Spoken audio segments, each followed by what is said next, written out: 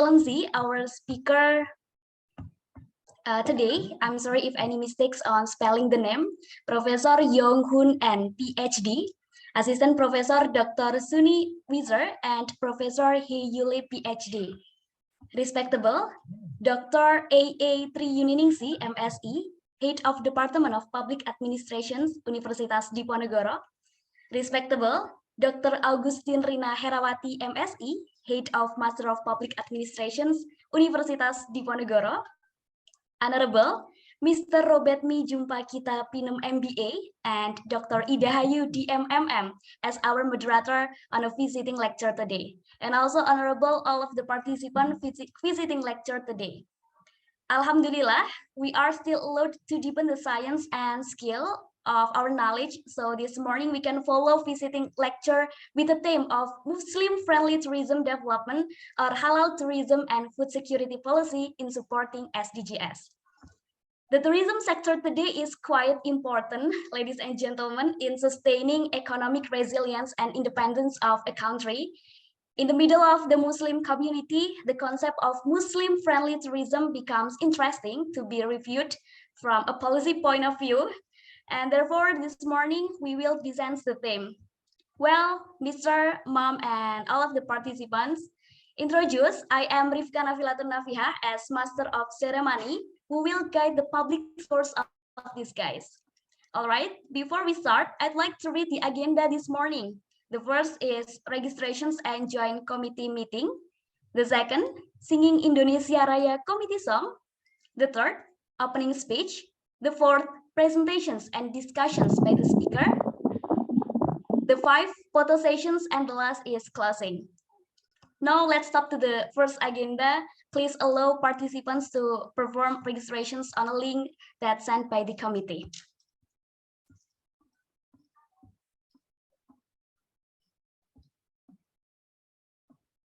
All right, maybe the link that for registrations can be sent on a room chat.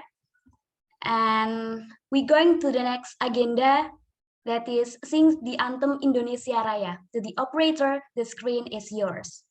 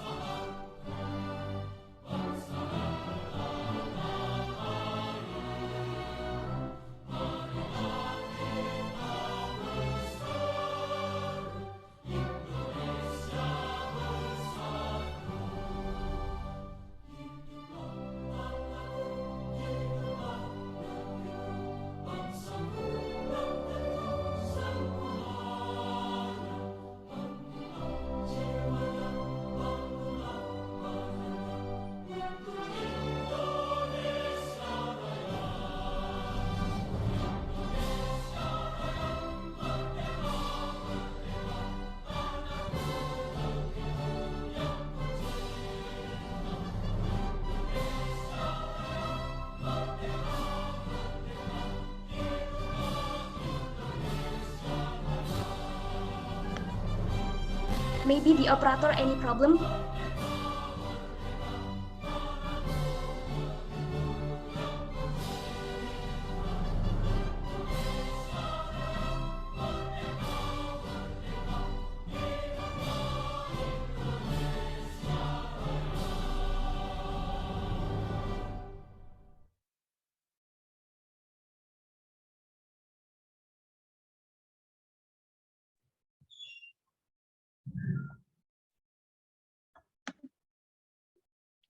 All right, thank you for the operator. Now it's honored to have the head of Department of Public Administrations, Universitas Diponegoro, Her Excellency Dr. A.A. Triyuningsi, MSE, to deliver an opening speech. For Mrs. Triyuningsi, time is yours. Maybe Mrs. Dr. Rina Herawati.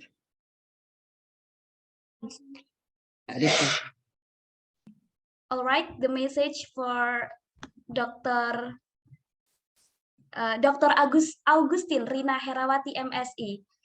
For Mrs. Herawati, time is yours.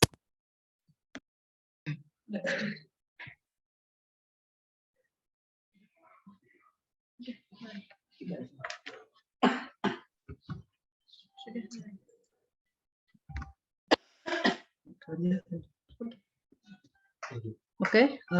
Assalamualaikum warahmatullahi wabarakatuh. Good morning, dear Mrs. Dr. AP Triyuniningsih, Head of Department of Public Administration, and then Mr. Prof. Yong Han An, PhD, Mrs. Assis Prof. Dr. Suni Hong Wiset, Mr. Prof. Yuludli, PhD, as the speakers, and Mr. Robert Mi Kimpakita Pinem, MBA, and Mrs. Dr.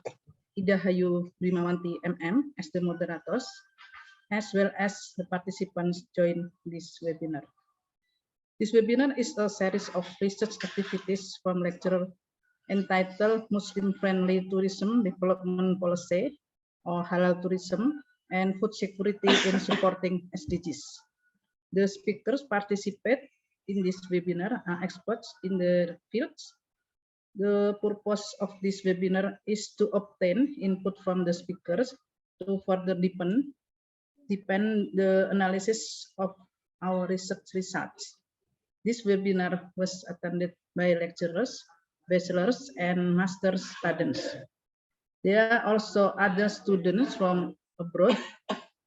Thank you for the speakers and moderators for sparing their time for this webinar entitled Muslim-Friendly Tourism Development Policy, or Halal Tourism, and Food Security in Supporting SDGs. I hope the webinar will run smoothly and properly. Wassalamualaikum warahmatullahi wabarakatuh. Waalaikumsalam warahmatullahi wabarakatuh. Thank you for the speech, Mrs. Herawati. Then, furthermore, we are on a course series of visiting lectures with the theme of Muslim-friendly tourism development, or halal tourism, and food security policy in supporting SDGs. That will be presented by the speakers. However, before that, please welcome our moderator, Mr. Robert Mi Jumpakita Pinem, MBA, and Dr. Ida Hayu, DMMM. For Mr. Robert Mi and Mom Ida Hayu, the screen is yours. Okay, thank you very much for Mbak Rifka as Master of Ceremony. And good morning, everyone. A respectable, the distinguished lecturer, and Ibu Dr. Triyuniningsih, Head of Public Administration Department, and Ibu Augustin Rina Herawati as Head of the Public Administration Study Program, and of course, Mas Robert Mi. Hello, Mas Robert Mi. Yeah, Bu Adek. Good Oh, morning. yeah. Yeah. How are you today? I'm good. Thank you. Okay. Hoping everyone here is great. Yeah. Okay. Welcome to today's visiting lecture that conducted by Public Administration Department as an international activity or international program.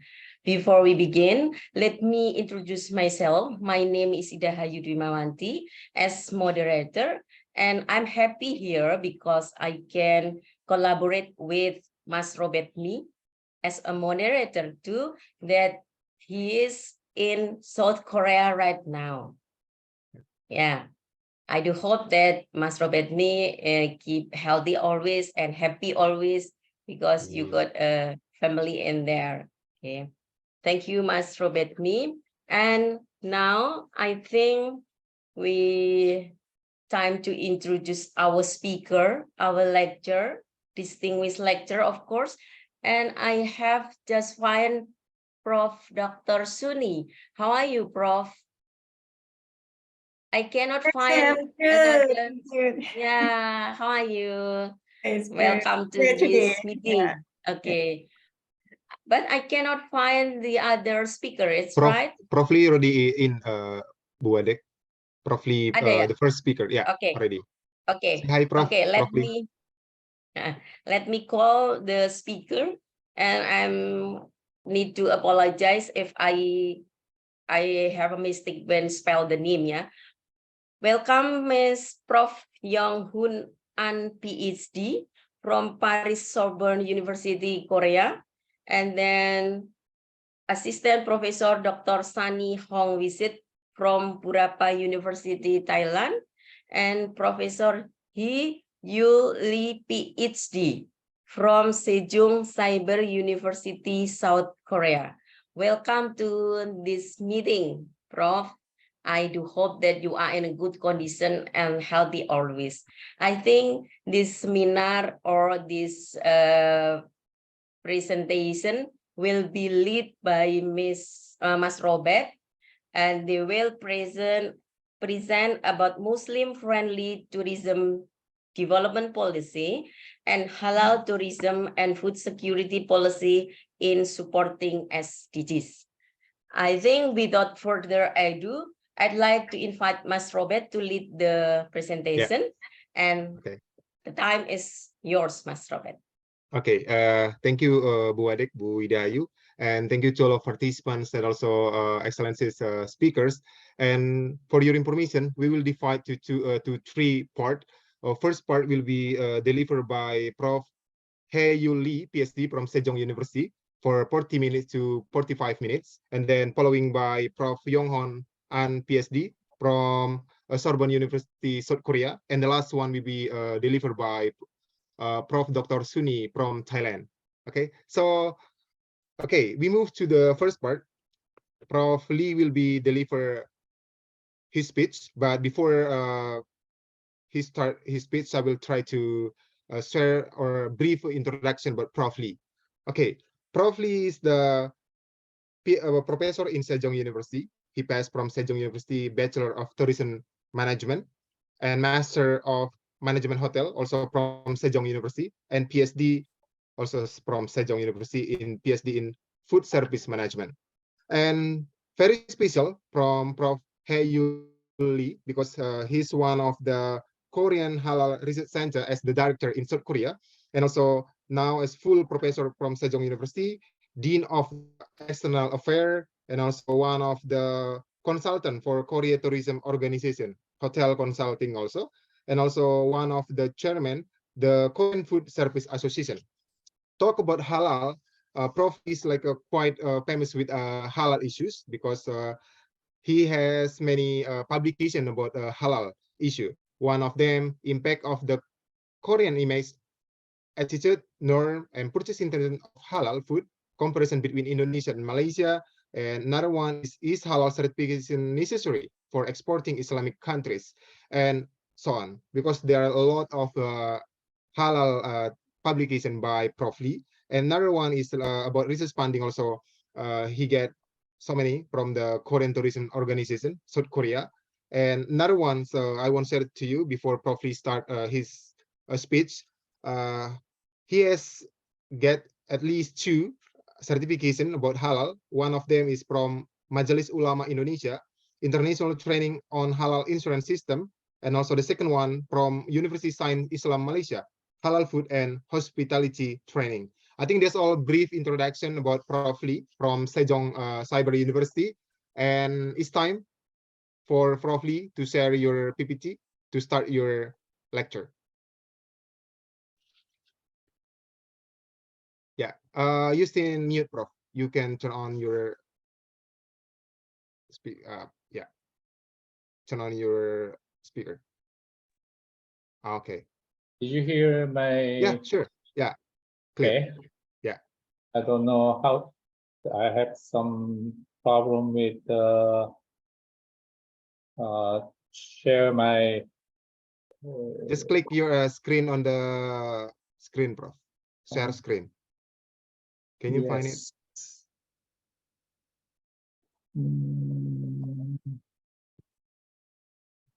What happened? Okay. Yeah, it's okay.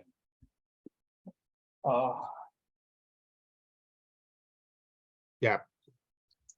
Okay. Yeah, we get it, Prof. Yeah, you can start. Okay, it's time for Prof. Hee-Yu Lee from Sejong Cyber University, South Korea. Okay, so all of you guys, if you have any question, hold on, because after Prof. Lee, we will continue for the second speakers and third speaker, and all of the questions will be hold until end of this speech. So we're waiting until Q&A section. Okay. Okay, Prof. It's time for you. Yeah. Today, I'm talking about the halal transparency in halal supply chain management. This issue, it will be not familiar with you and everybody, but this one is a very important issue. So you will be, after listening presentation, you will be very interesting about this. Halal is as you know, Arabic term meaning of possibility, permissible according to Sharia or Islamic law, and Islamic dietary law prohibit the consumption of alcohol, pork, blood, dead meat, and meat which has not been slaughtered according to Islamic rule. This law binding and must be served at all time. Meat is the most strictly regulated of all food in Islam. Halal, the term is also used various goods and services such as halal pharmaceutical, halal cosmetic, and halal tourism and halal economy. Most of this study focus on how halal products should be made and how they can be provided safely to Muslims. Halal standard and halal supply chain management. In contrast, there has been little research conducted on how the transparency of halal supply chain could be enhanced.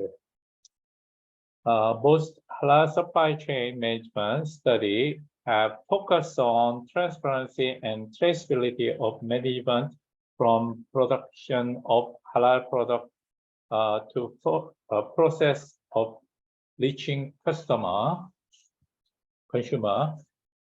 Despite effort to manage halal in this field, and these diverse halal research on control and management of the distribution process of halal products, which is one of the most important aspects of the distribution process, is insufficient. Halal supply chain require all process from origin to consumer to be consistent with Islamic law, Sharia. This includes warehouse management, transportation, sourcing, product handling, inventory management, procurement, and other management. The main target of introduction of a halal supply chain is provide confidence and safe satisfaction with respect to the consumption of a halal product for Muslim consumer at any level. Most of the research is from consumer perspective and is focused on protecting Muslim consumer by ensuring the integrity of halal product in halal supply chain.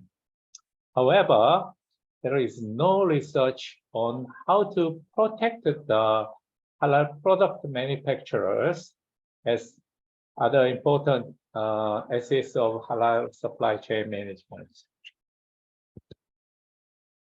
If the verification of halal certified product by the nation's authorized verification agency of the importing countries goes wrong, the manufacturer may suffer in unintentional damage because information can spread around the world within days due to the development of social network service verification of halal certified product and national announcements about them need to be undertaken with caution. Thus, protection for companies which produce halal product is an important part of maintaining the transparency and reliability of the halal market.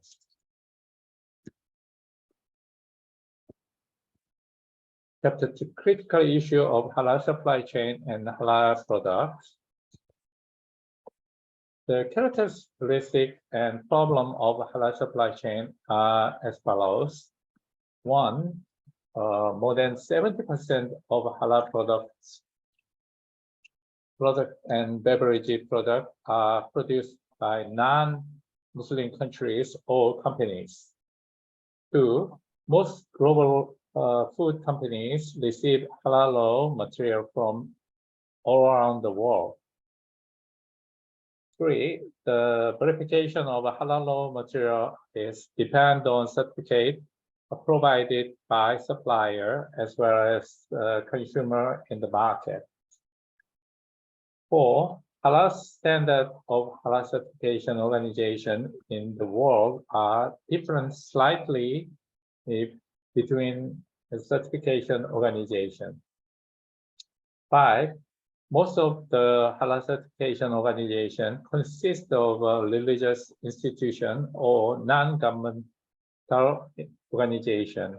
In fact, more than 95% of all halal certification organizations worldwide do not have scientific verification capability to certify products. Six, the global supply chain is potentially facing this delay point and high uncertainty regarding its operation. So it needs adjustment, communication, and monitoring to work more organizationally. Nevertheless, nonetheless, most halal certification organizations do not carry out regular scientific verification of certified products after they issue the halal certification. Seven, to promote halal assurance industry, all process participants have to comply with the halal standard not only in manufacturing but also transportation, storage, wholesale, and display in retail shops. Eight, most Muslim countries do not have a halal logistics system.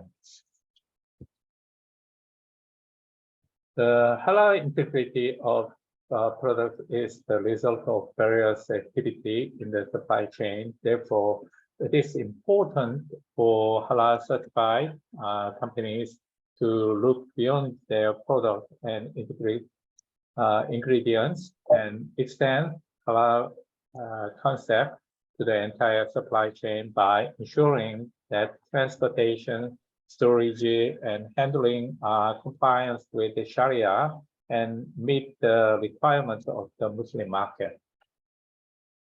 That is why halal transportation play a key role in protecting the halal status of any given product through proper transportation, storage, and handling within the supply chain until they reach its final destination.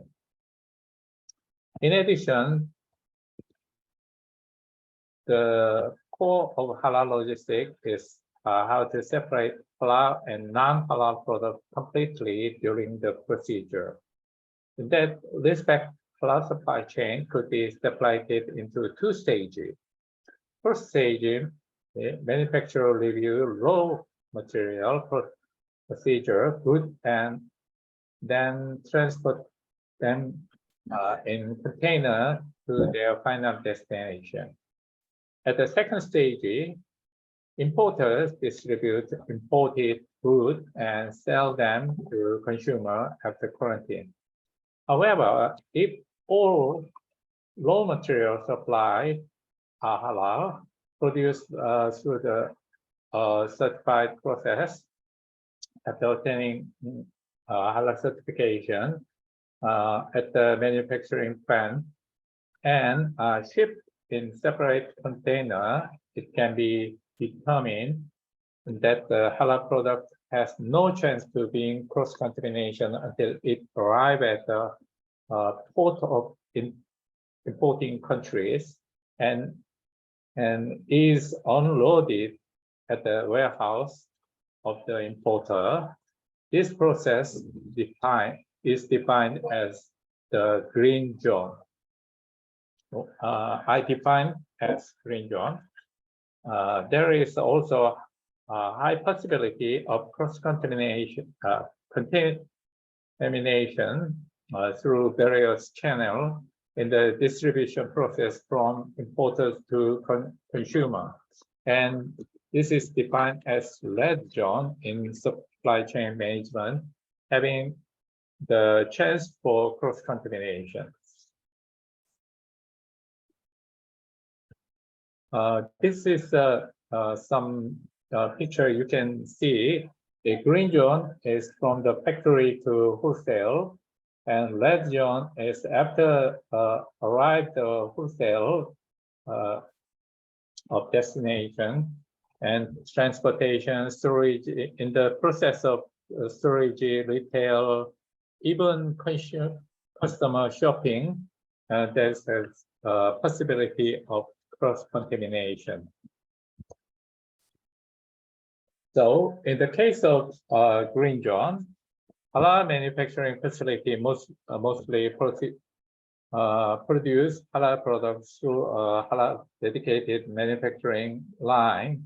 So we can say that halal product could be separated from non-halal products completely from the stage of raw material and storage. In the case of raw material, we can trace them through certificate document on the basis of 6 factors of traceability within supply chains, such as product traceability, process traceability, genetic traceability, input traceability, disease and pest traceability, and measurement traceability. Additionally, the halal certificate organization can verify whether a product is halal or not, and manufacturers can find some error easily in the production line should this happen. In the export process, halal products are usually transported with dedicated packing and container, especially in full container load. Therefore, it can be said that possibility of cross-contamination between halal and non-halal product is almost non-existent. In the case of red zone, unfortunately, there is the possibility of cross-contamination during the transportation, storage, and display, because many Islamic countries do not build up halal logistics system perfectly, except the raw material. Few Islamic countries that ban the import some non-halal product at source. Moreover, research to date has claimed that the halal SCM is complete if a supplier-centric system can be established and safely delivered to end customer. However, we also need to consider the possibility of cross-contamination by end user. In general, Muslim consumers check products in store to see if they are halal. During the process, consumers unconsciously come into contact with halal and non-halal products.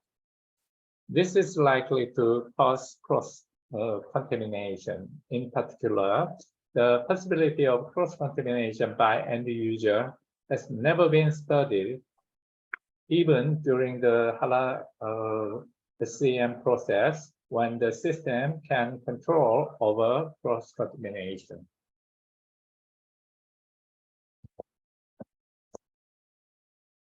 In fact, even in Malaysia, where halal logistics standards are available, halal and non-halal products are not displayed separately, except for meat in store.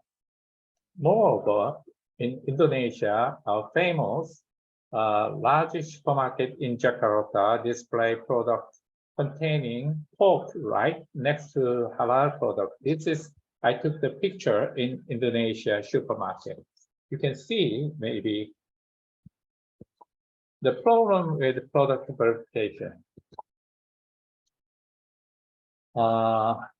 In most Islamic countries, there is no control over the distribution process of halal product. And in some countries where the standard for halal logistics exists,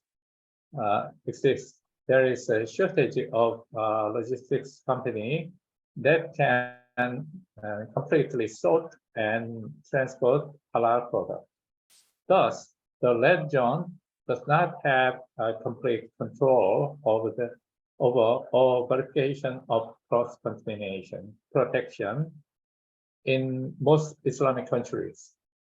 Despite the potential for cross-contamination at each stage of the distribution process, such as transportation, storage, logistics, and display, in particular, it is likely that verification errors will occur when the verification agency of importing countries collect and inspect products from the red zone. In this context, cross-contamination is likely to occur without proper verification, particularly because of the possibility of cross-contamination by consumer. Even if some problem occur with the product, we need to verification whether it happened during the production process itself or with raw material supplier. Also, we cannot say that there is no possibility of numerous errors that could occur during the product inspection process conducted by major national agencies. Therefore, announcing the result of the inspection without verification of the various potential can deal a huge blow to manufacturers' corporation image, and is also an important issue that influences.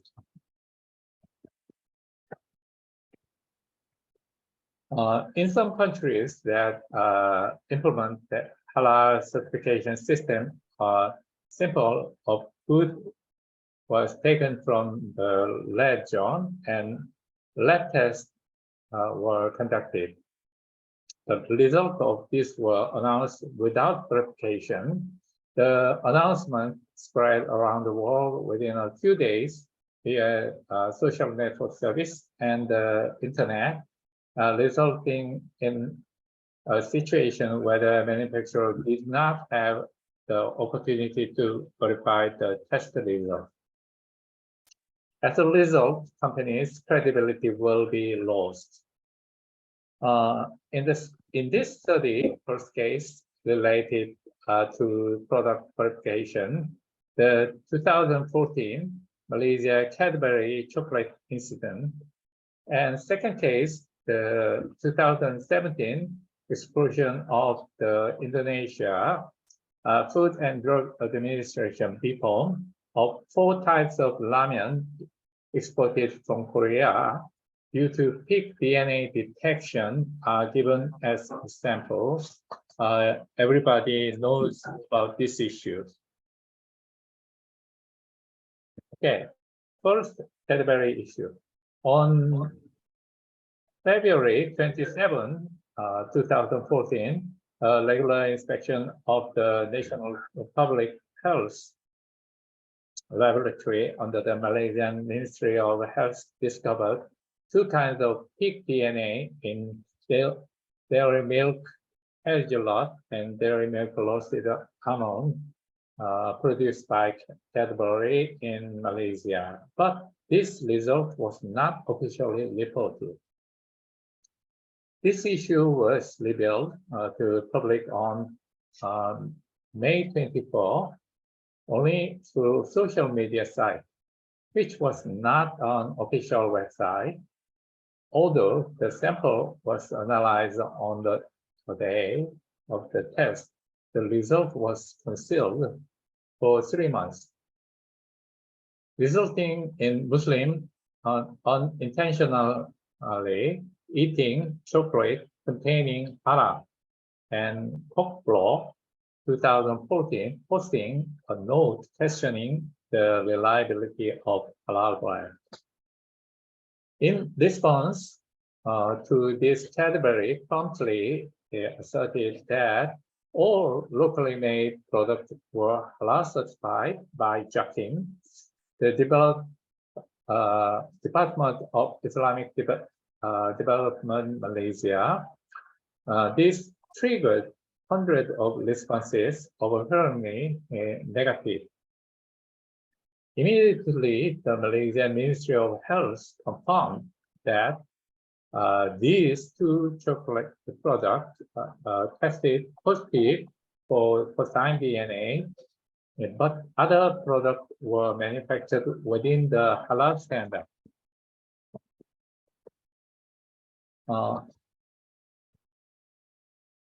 As a new conference group, including the Muslim Consumer Association of Malaysia, PPIM, and Perkid, and ISMA, and the Halal Muslim Entrepreneurs Association, PUHM, claim that Cadbury has crossed the line by selling its porcine and cane chocolate, and that swift action was needed.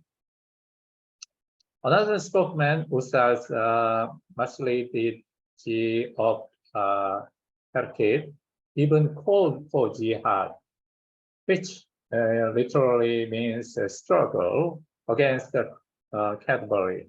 We need to unite. We must declare jihad.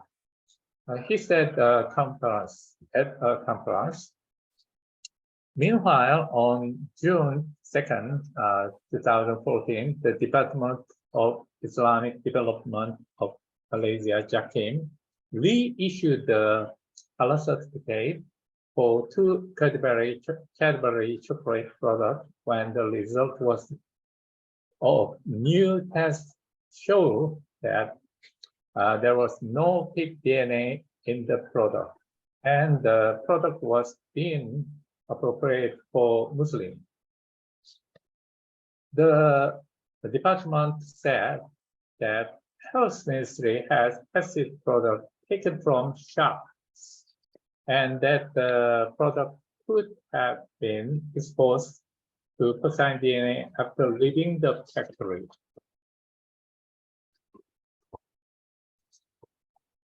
Case number 2, ban of 4 types of ramen exported from Korea.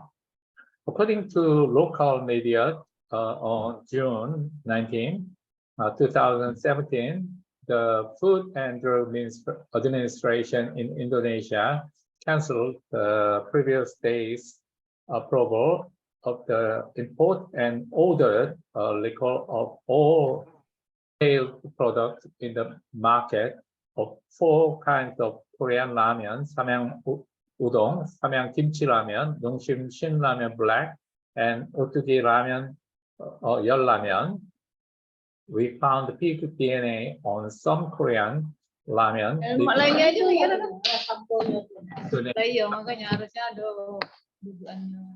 Any case,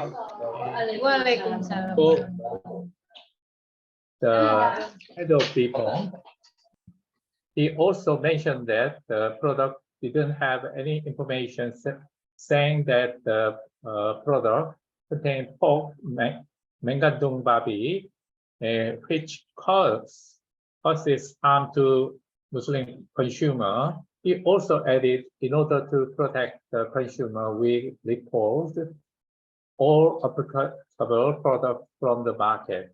The National Agency of Drug and Food Control, BPOM, stated that these products did not follow the rule of the head of home, POIM control number 12 of 2016, that processed food containing certain ingredient derived from pig must include the special signs.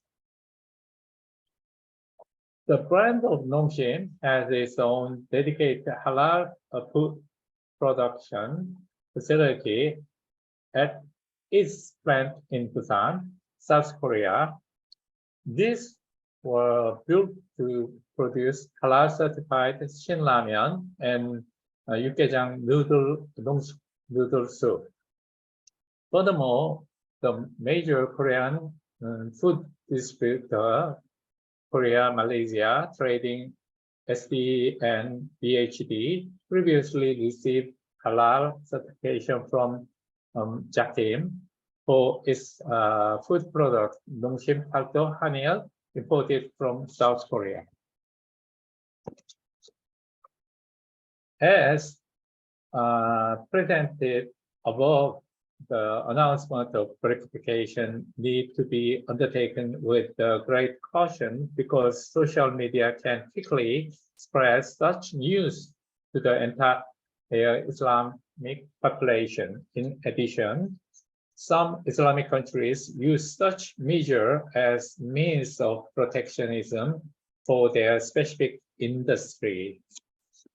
In order to protect the safety of their citizens, all countries around the world allow import here through verification of the imported food product and conduct inspection of the imported product.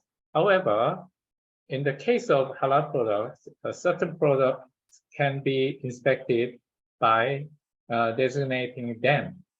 And in the process, there is the possibility that certain countries may use inspection of imported halal products to protect domestic industry.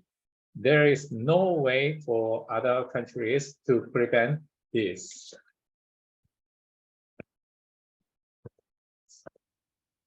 Problem of product verification and no counter plan against corporate damage. In the above case, it is found that most of the samples used for product inspection were from the red zone of the importing country. The difference between two cases are, first, Malaysia Cadbury chocolate had a chance to re-verify its product, while the Korean ramen producer had no chance of re-verification in Indonesia. Second, Cadbury endured strong protest and ban of its product by Islamic religious leaders in both Indonesia and Malaysia, while there were no protests or ban regarding the Korean ramen.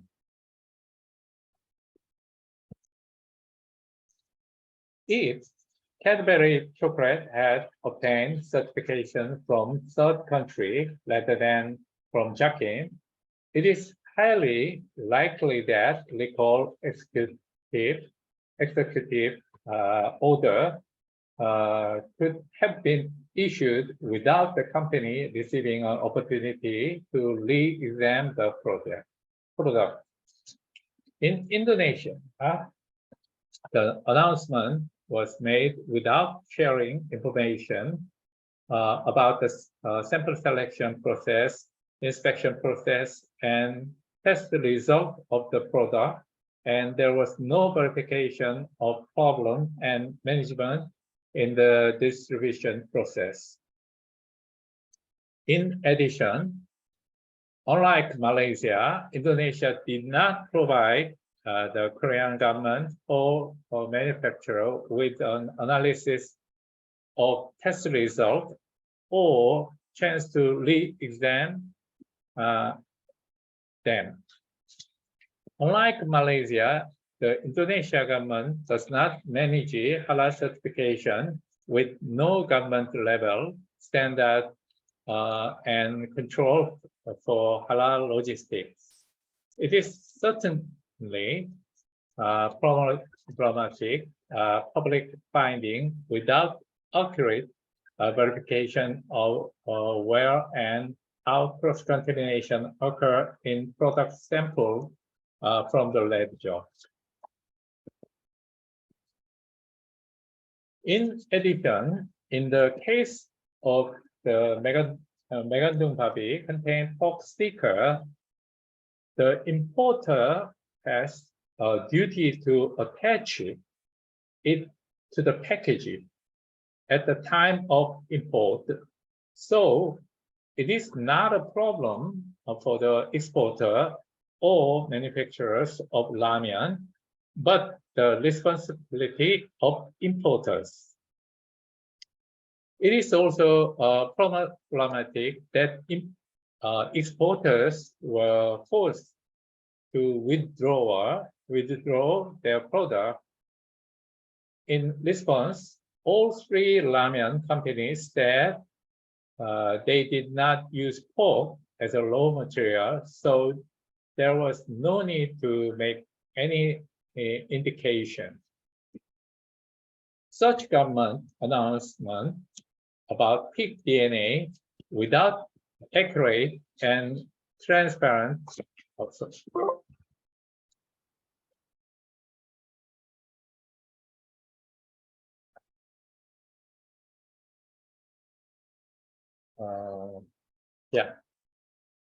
such government announcement about pig DNA without accurate, transparent verification of halal certification can deal a heavy blow against the manufacturer because the target film loses the confidence of consumer and must withdraw from the market without an opportunity of clarification. Currently, the halal industry does not have any complementary measures against the corporate damage caused by wrong halal verification, and no formal measures have been taken to provide opportunity for legal verification. Conclusion.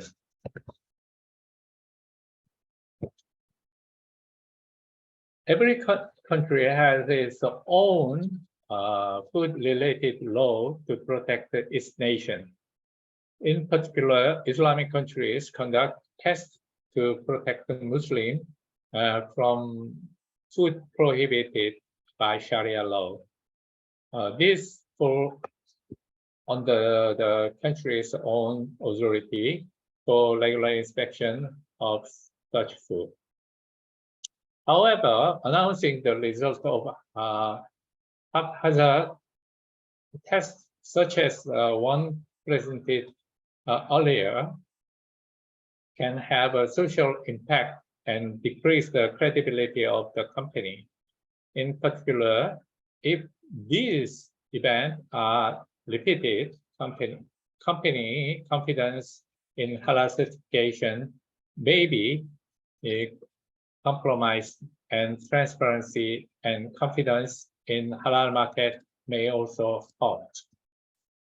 Therefore, it is necessary to increase confidence in the issuance of verification results by verification agency in order to increase confidence in the halal market. This is because the presentation of this tool finding can be exploited in a way that can increase the certification needs of importing countries' specific certification bodies. In instance, when prohibited substance is detected, imported halal product to prevent misinterpretation and enhance confidence in halal testing. First, related governmental organizations in Islamic countries should immediately notify and provide the relevant data to the Food and Drug Administration of exporting country based on conformity with technical regulation and standard Article 563 of the WTO and Technical Barrier to Trade TBT Agreement article. This allows identification of the exact cause and provide transparency in examination. Second, the Food and Drug Administration should notify the manufacturer of the detected product, provide the analysis and data, and then cooperate with the manufacturer to conduct jointly an accurate inspection of the manufacturing process and products. If a sample collection of a product is performed at the red zone, the cause of cross-contamination cannot be determined because there is no guarantee that control of product within supply chain is complete. Inspection of the manufacturer must be included.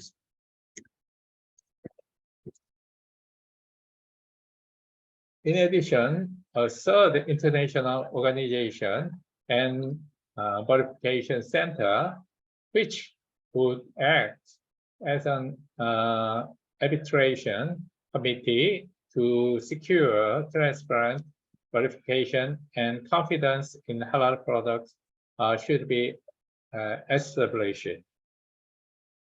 The credibility of halal products is not unique to given nation. If the products are exported worldwide, in addition, the issue of the liability of global companies, which the value in reliability of product for customer can be very important issue in terms of ripple effect. Therefore, a third-party verification agency and international organizations should verify product and publish findings.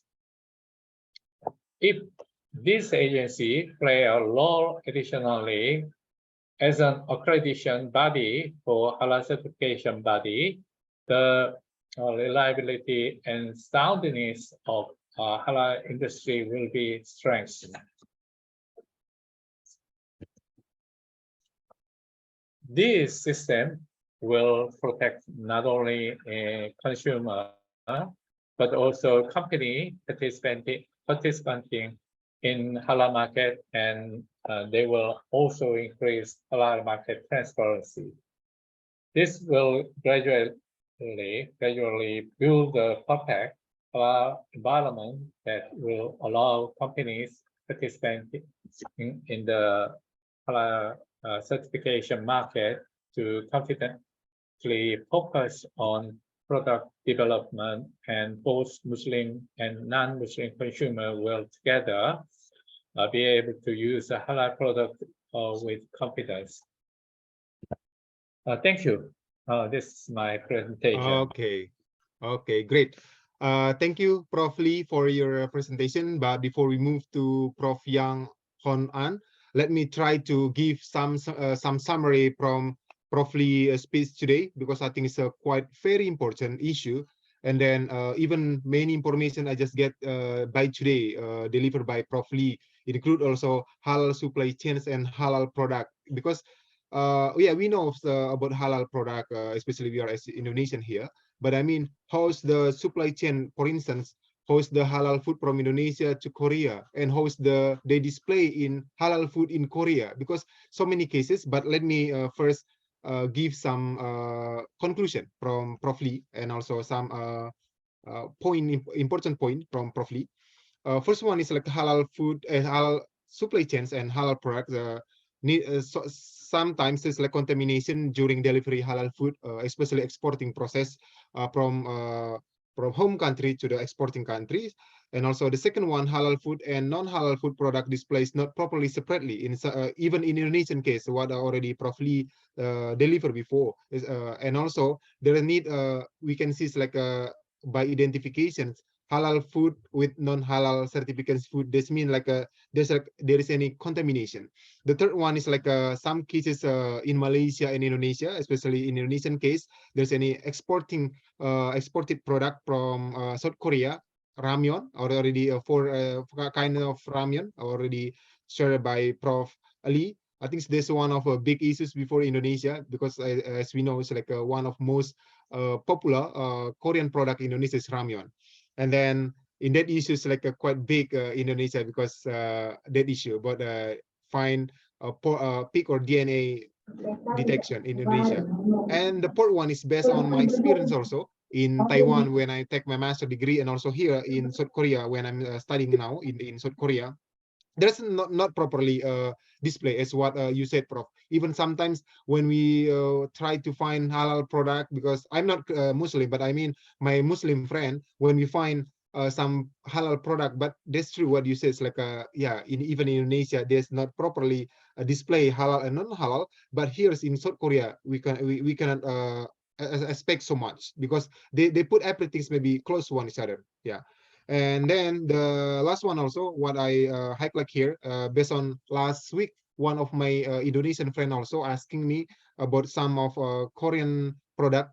I think it's also quite important, highlight by Korean company, because the some products they write ingredients without any English in ingredients. So they're writing in Korean, but that product is like we call biscuit in Indonesia. It's like must be normal bread, but contain pork, maybe the oil pork. But this is what I says, like even the oil pork, no meat. I mean, it's not pork. But in Indonesia, when we talk about halal, this must be non-halal. But this has happened. That's what I says. Like, it's a good issue between Indonesian and Korean government to do the kind of the certification more clear, and also verifications more detailed. And also the last one is third party is also, I think, quite good suggestion about international organization and verification center to make transparency, as also, of course, to make more confident for consumer, local and international consumer for sure. Okay, I think that's all from Prof. Lee. See you later on the Q&A section, Prof, because we will continue second speaker. And now we have quite well-known speakers. Prof. Yong Hon An from Paris Sorbonne University, South Korea. Good morning, Prof. Yes, good morning. Okay, wow. Yeah, thank you so much. Yeah, nice to see you, Prof. Yeah, I'm from Kangwon National University. I'm PhD in international trade in Kangwon. Yeah. Okay, but before we move to the second speaker, let me try to introduce briefly Prof. Lee. She take or maybe my short bio in my presentation, second page. Okay, I get it, but I will explain you by your. Or I can do myself if you want. Okay, sure. Yeah, briefly. Okay. Yeah. Okay. So Prof. Lee's PhD in the University of Paris, and also master also in University of Paris, and also from Faculty Public Law and Public Administration in Kokmin, South Korea. Prof. Yong is quite one of the so many, I can say it's like a former professional activities. Some of them is like a public policy advisor for the National Association in Mayor in South Korea, member of the Post-Corona Special Committee for Gyeonggi provincial governments, and so on. And also Prof. Yong also quite active to be published some paper. They are like a local government in Korea and Kerala state in India, and also some books about the post-corona COVID-19 policy, inclusive decentralization is close to the public administration. Include also some article in Korean and also some of the report from central and local government in South Korea. Okay, I think later on, because I get Prof. Yong PPT, but Prof. Yong maybe can explain more about himself later on. Okay, Prof. Yong, is time for you. So I control myself, my presentation? Yes, you can control Okay. by yourself, Prof. Yeah, just Okay. click share screen. Thank you. Yeah.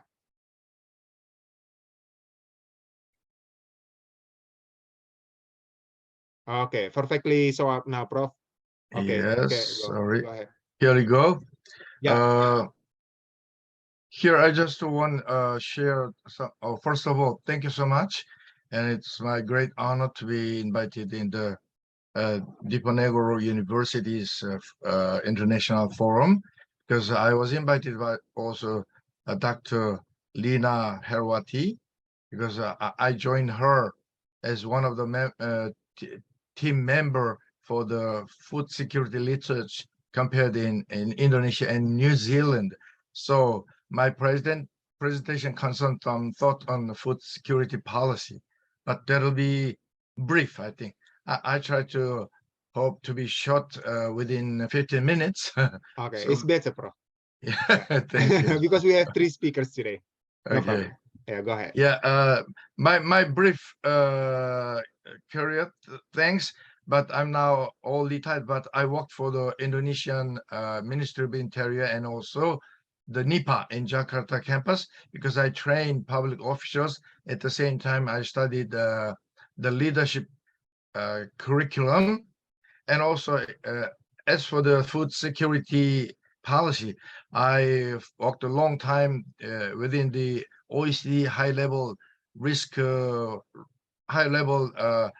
forum team, where I researched so many natural and man-made crisis management, including food security policies. So today's contents, briefly, I talk about the food security and also Korea's situation during pandemic and a governance system in the world.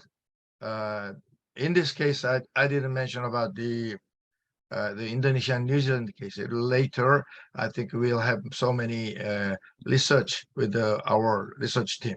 And third one is global food security indicators. I'll give you some indicators and topic to be considered, because food security, it concerns with national sovereignty, because food security ensures the national sovereignty, at the same time food sovereignty for all the citizens. So here definition, as we know all, this is the United Nations, UN, and World Food Summit in 1996. They issued the definition was food security. So security is defined as the state in which people times have and social, economic access to sufficient and nutritious food that meet their dietary needs for a healthy and active life. And also, but it's the in Korean situation during pandemic, we didn't ensure our food self-sufficiency and also the national food security policy. So in this case, we need food security policy development is very important, such as legislation of food self-sufficient and diversification of import sources, because it's the Russia and Ukrainian war that makes us very difficult to the evaluate or to promote world value chain. It's why we had better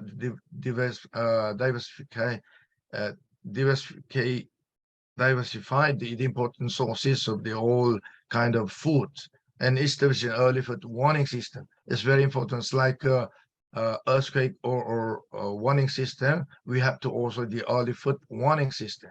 Okay. So in the world, we think about the food governance. Here at the right side, you'll see the website link and consulted place.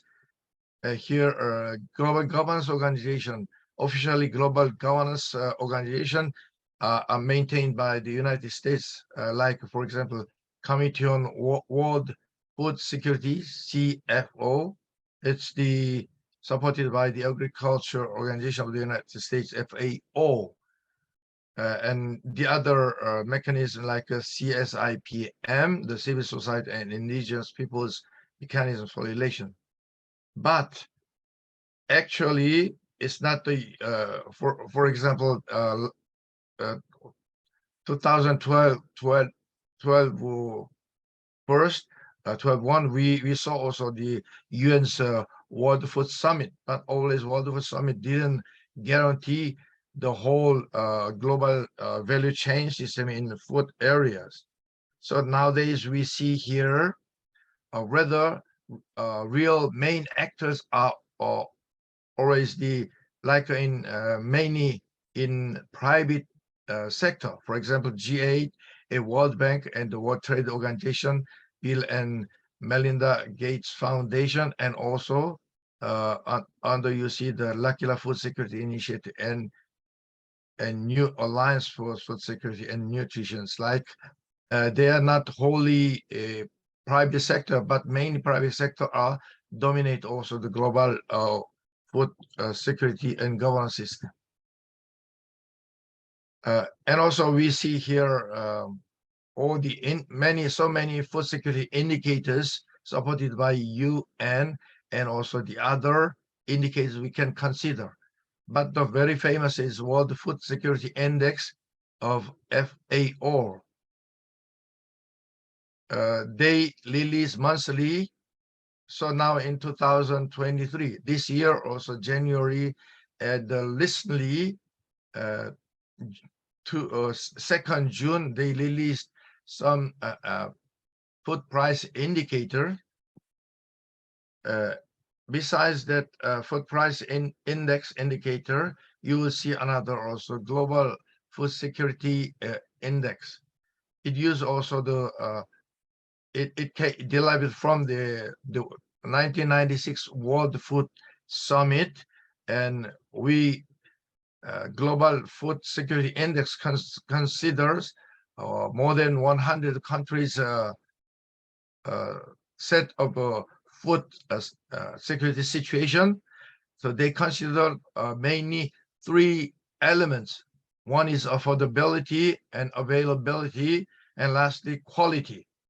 So 3 main elements are consisted in Global Food Security Index. But they released always the Economist, the journalist, the journal Economist. Another very important thing is you see here the Global Food and Nutrition Security Dashboard also. The dashboard is managed by a high-level panel of experts on food security and nutrition, and it's also belonging to the work with the United States body.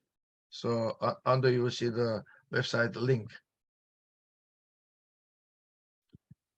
And the other thing we can think on the contrary side, for example, food waste index is very important. It's that index tracks national progress, and also they think about the consumption crisis. So they present most comprehensive food waste data collection, and they analyze also modeling to date, generating new green revolution, for example, and to estimate the global food waste, how much we produce and how can we handle and make it disappear.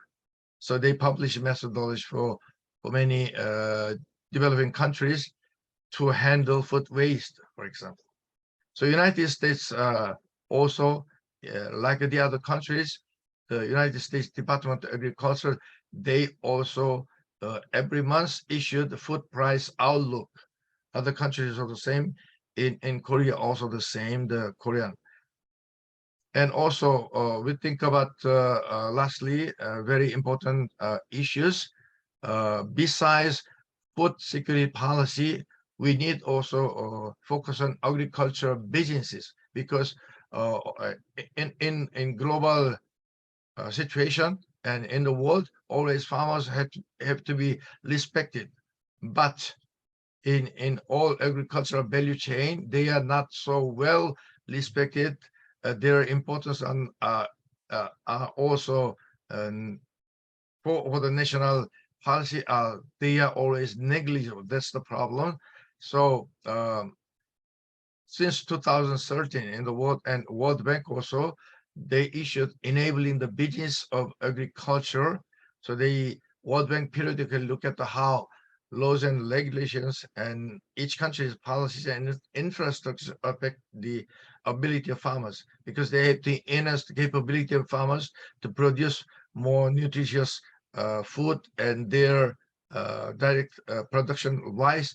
So to make the deliver affordable and nutritious food situation. The another topic, so we have to respect the farmers' production, and here for the farmers there are some policy we have to take consider of. It's the global governance in the food and agriculture sector is important. So that's why the trade policy have to always favor farmers and farmers communities. The second is, I think, is for global governance, we have to work closely and involve farmers' opinions in national policy and in world global policies. Because sometimes that global agribusinesses often clash with those of small holders, and consequently result in limiting the farmers' autonomy. That causes sometimes many problems in food security policies. And the last, we have to think about in the field of food security system and policy. They generate so many important jobs. So we have to think about important jobs in food system. Always the farm production, they include the food storage, process, distribution, some production and transporting and delivering chain, all generate very diverse jobs. That's why in all countries we have to think about when we think about food security policy and system, we think about at the same time the generations of the jobs, the employment also. So the specification, we have to always connect the food system to the generation of the job and employment, and how it can enhance the employment, especially including inclusion, women's situations and youth situations. So that's what I thought, what I suggest. Thank you so much. Yeah, thank you so much. Thank you. Okay. Yeah. Thank you, Prof. Yong, for your very concise speech today. Maybe I'm sorry to be short. No. This is not to be short, but this is like concise, so we can go to the main point what you want to say to us. But I want try to give some brief point what Prof. Yong delivered to us. One is like a food security policy development, mostly majority by private, or I can say like dominated by the private around the world. And also there are some global organizations who are concerned about this kind of issue, like World Bank, FAO or FAO, and also Melinda Foundation and another organization. And also World Bank also try to give some of the like a law, regulation, policy, and also infrastructure. I think it's one of give also big impact to the food security system around the world. Okay, thank you, Prof. Yong. See you later on the Q&A section. Okay. And we move, thank you, Prof. We move to the third speaker, Dr. Suni Hongwiset from Thailand. Hello, Prof. Hello, good morning. Yeah, good morning. Sawadee-krap. Sawadee-krap. Okay. Now we already before we listened to the two great speaker from South Korea. Now we move to Thailand. Yeah, we move to the Burapa University, Thailand. So yeah, Sawadee-krap again to the Dr. Suni Hongwiset. But before Prof. Suni deliver her speech, I will try to give like a short introduction about Dr. Suni Hongwiset from Burapa Business School. Okay, for the bachelor degree, finished from the Bachelor of Education, University of Rambai Barni Rajambat, Thailand, and master degree in the Master of Education Technology from Burapa, Thailand, Thailand, and also for the doctor degree, Doctor of Philosophy on the Public Administration Department from the University of Burapa, Thailand, and now as the lecturer in the University of Burapa, Thailand. And another some of the great job by Dr. Suni Hongwiset is as the executive and lecturer as the assistant dean for the Student Affairs and Special Affairs Graduate School of the Public Administration and Burapa University, and also lecturer of the Master Public Administration on Graduate School of the Public Administration Burapa University, and some great funding on her research. There are research and development job role and description, and also another one is like research and development for the digital juristic act platform with the blockchain technology and so on, because a lot of the Prof. Suni get funding from the government and also private in Thailand. And also some of the teaching publications published. They are like a teaching publication for management and human resource development, and also teaching publication for the innovation and management and so on. There are a lot of the published by Dr. Suni, but I think later on Dr. Suni can give more brief about her during her speech, I guess. Okay, so it's time for you, Dr. Suni Hongwiset from University of Burapa, Thailand. Yeah, time is yours, Dr. Suni. Thank you. But now I cannot share screen first about the presentation of mine. I think you are, because you are now as the co-host now. Oh. Mas, Dr. Suni udah co-host kan ya? I check it out before. 3 of the speakers already as the participants, right? No, as already as co-host. Mas seperti lupa. Mas Gary Sudah co-host kan ya? Sudah. Yeah, already Dr. Yeah. Suni. Yeah, can you try share screen? Cannot share. On the screen there's one's like an arrow share screens with the green sign. Yeah. But I cannot. Oh, sorry. No, it's okay. Why? It's like person. Oh. You see my screen? Not yet. Oh, why not? Why? Yeah, on the bar on below you can see it's like there are security. Yeah, it's normally I can share screen, but I cannot share screen because I like a blog first about the host only. Okay. Another option, may you share your PPT on room chat, so maybe IT team will share your PPT. So later on just say next, so they can help you. Okay. It's another option. Okay. No problem. Okay. Why my share screen show that host only? Oh, Cinca, let me check because I already checked it out before. When I change participant, but it cannot pop up like that. Prof. Suni already co-host here in my screen. Mas, mungkin ada error. Let me speak in bahasa, oke? Okay? Mungkin begini, Bu. Nggak apa-apa dulu ubah dulu ke partisipan, habis itu ubah lagi. Mungkin ada yang error begitu. Mungkin gitu, Mas Ger. Take out dulu, ubah dulu dia jadi partisipan biasa, habis itu balikkan lagi jadi co-host. Mungkin ada yang error atau gimana gitu. Lagi bisa kan. Oke. Ya.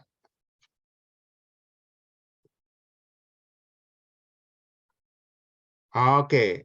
Okay, next already saw Miss Suni. Dr. Suni. Yeah. I think Okay. it's on progress, yeah. Okay.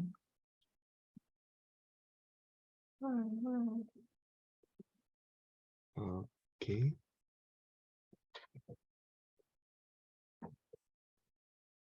Okay. Okay, it's already saw up now. Yeah. Okay, you Okay. can see? This time is yours. Yeah, you can go there. Okay, Yeah. thank you Go so ahead. much. And good morning, everyone. And I think that the third time first about the lecture in this university like that. First about the topic to me, sustainable tourism development policy in Thailand. And I will thought about relate to the Muslim food and for security like that. And all for us about the data or information related to the policy about Muslim in Thailand. So first of all, in the Muslim are the second largest related group in Thailand at around 10% by living in different regions, and most of them live in the southern region. And so about the dispute in the Thailand north and the south and the east and the central of the Thailand. Okay. So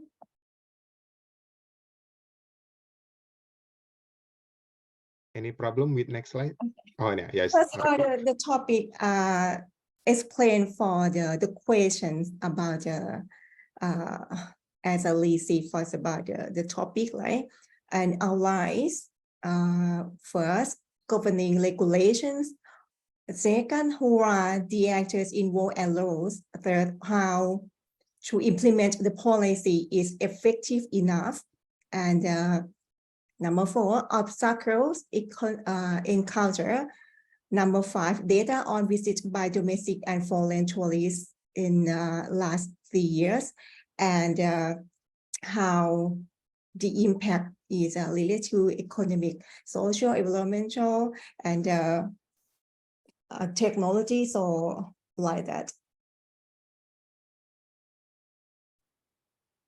First, governing regulations in the Thai under the policy, and first 2 until 2.5 was about the under the governing regulations there.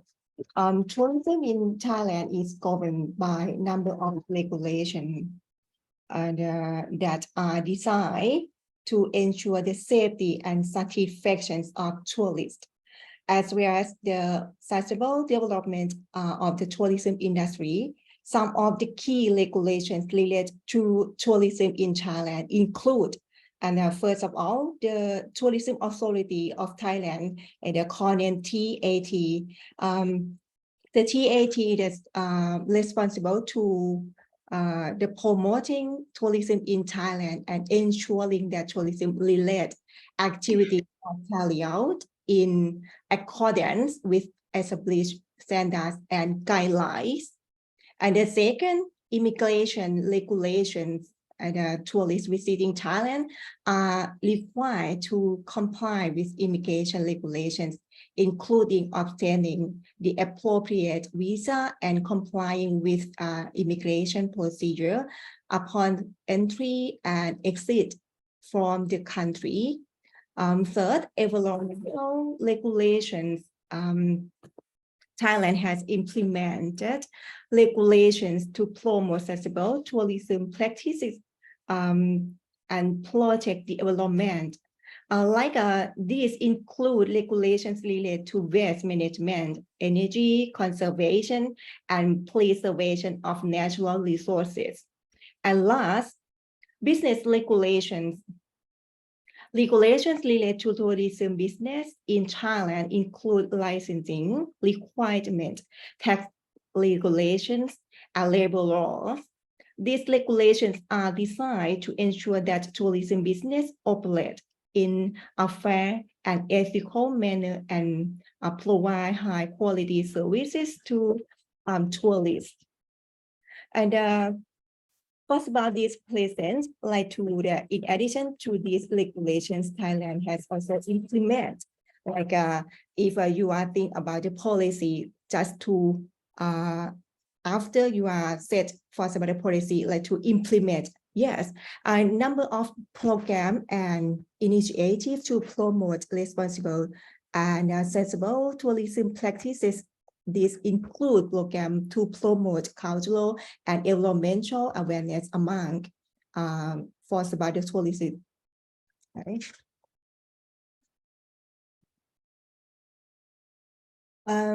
This topic about the question, who are the actors involved in Thailand, government and agencies. These for agencies are responsible for setting regulations, standards, and guidelines for the tourism industry, as well as for about the government agencies, providing funding and support for sustainable tourism development projects. And second, tourism industry, including for about the industry, hotels, restaurants, airlines, tour operators, and destination management management organization, including third, local communities. Local communities in Thailand, not essential only, just to community based on tourism initiatives such as homestays and cultural tours becoming increasingly about the population in Thailand as a way to promote sustainable tourism and support local economies. Like why is the population just to distribute, how to control for about the group, another group. Non-governmental organizations or NGOs in the Thai important for about the actors in promoting sustainable tourism practice in Thailand. They can provide expertise and guidelines on sustainability issues. And number 5, academia. Like me for the lecture, like academia, right? Academia plays a critical to sustainable tourism development in Thailand, as researchers and scholars can provide valuable insight into the elemental, social, and economic impact of tourism, and help to identify best practices for sustainable tourism. I mentioned for a cover under the Halal, for the Islamic, for the population in Thailand, all tourism from another country, like a Muslim, like a Islamic. And last one, this present tourism.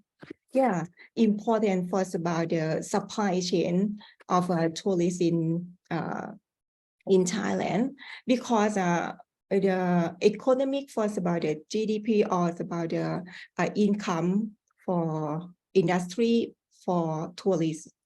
Some tourists are also interested in about sustainable tourism practice and participating in eco-friendly activities such as volunteering with local conservation projects. Number 3, possible the under the actors roles. I would like to mention for before the data, right? Thailand Tourism Strategy 2022 for about the Thailand Tourism Strategy, not for 2022 before like that, and now strategy for about how to tourist to growth or the progressive.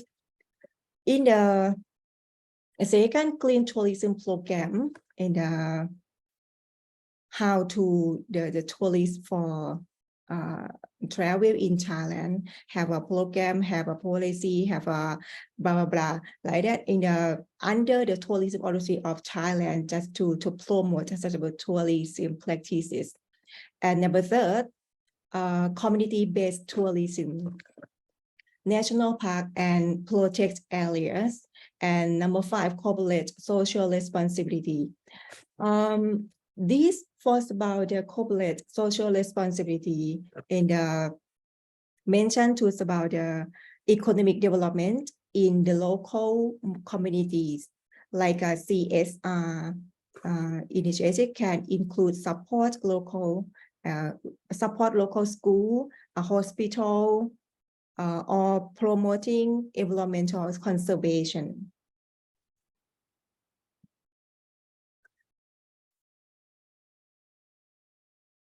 Next, first about how to implement the policy. Is it effective enough? I would like to see first about the quoting. It will be important for the government to continue to monitor and evaluate the impact of its policies and initiatives to ensure that they are effective in promoting accessible tourism and preserving the country's natural and cultural resources. Like that, and sustainable tourism development, green tourism program, community-based, marine conservation and education and awareness. To implement this policy, Thailand has set up various agencies and organizations such as the Department of Tourism and Tourism Authority of Thailand, and the Office of the National Economic and Social Development Council. These agencies work together to develop and implement policies and initiatives to promote sustainable tourism in Thailand. Overall, Thailand has made significant effort to promote sustainable tourism development, but there is still room for improvement. It will be important for the government to continue to monitor and evaluate the impact of its policies and initiatives to ensure that they are effective in promoting sustainable tourism and preserving the country's natural and cultural resources.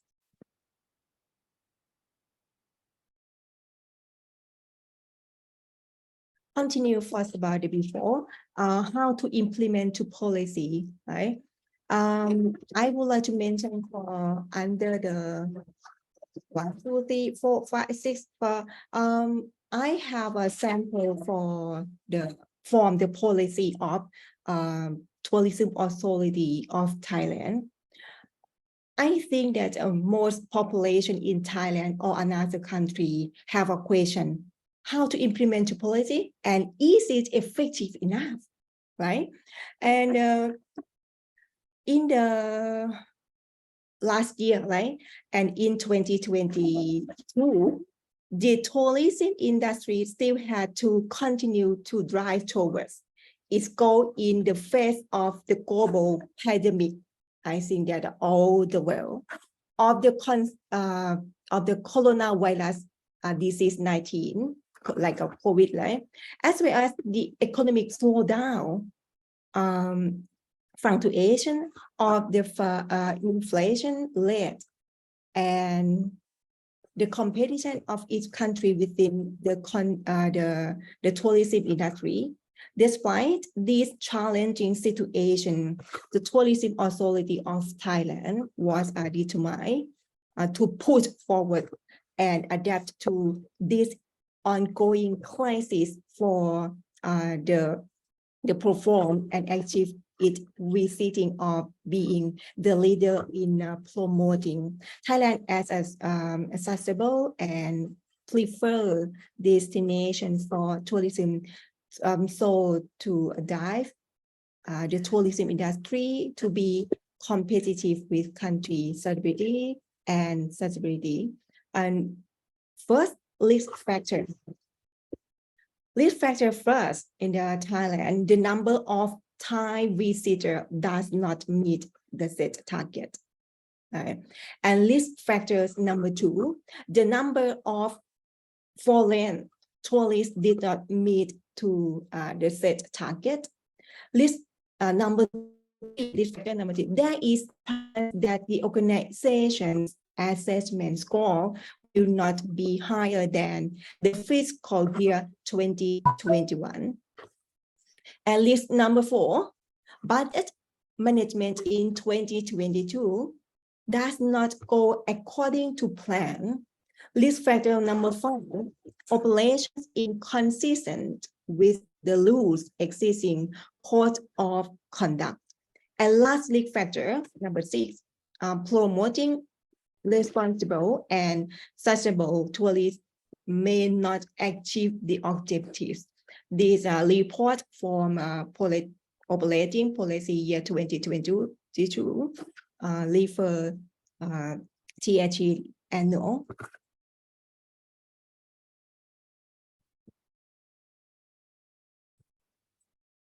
And questions, obstacles in culture.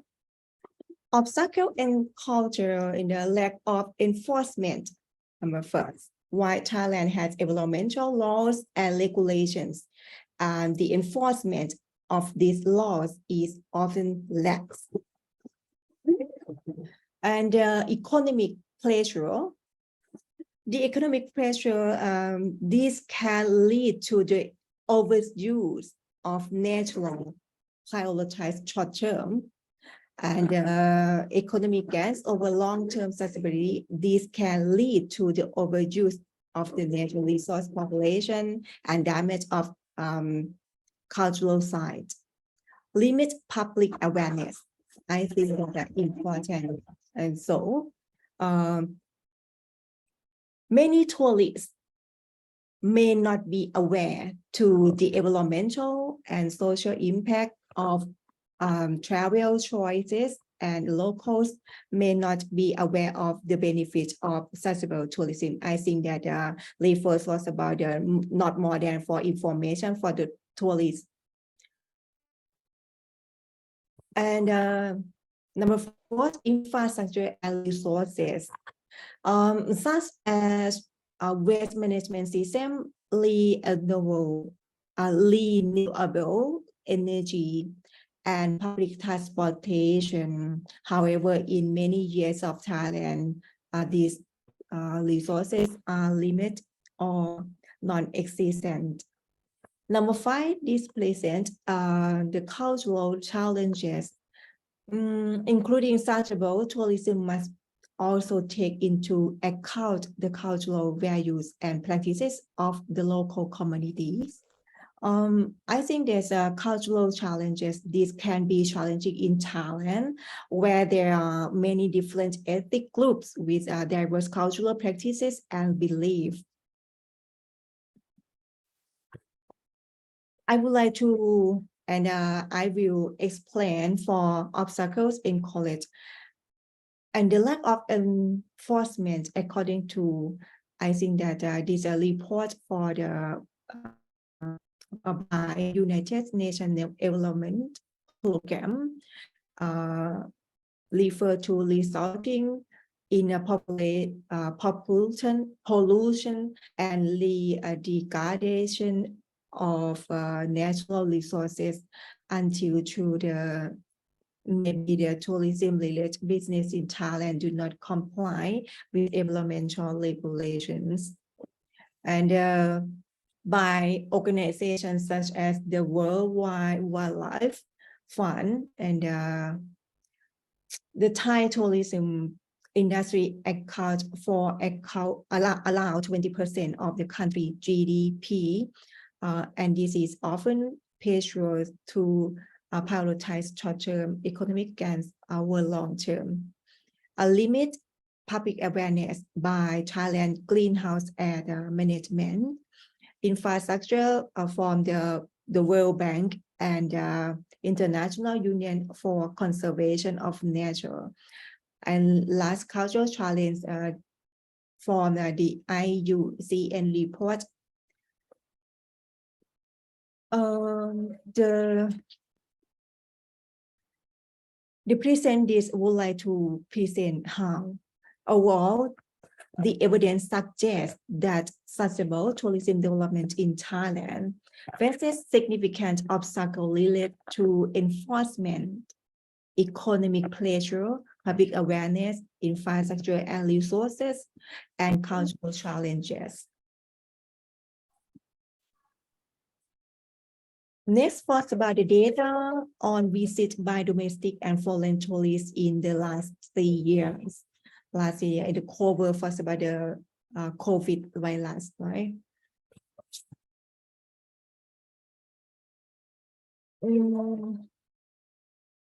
Of the provinces, I think that everyone knows first about the Thai have a separate first about the provinces. Bangkok around 59% first about the tourists or the Thai and foreign.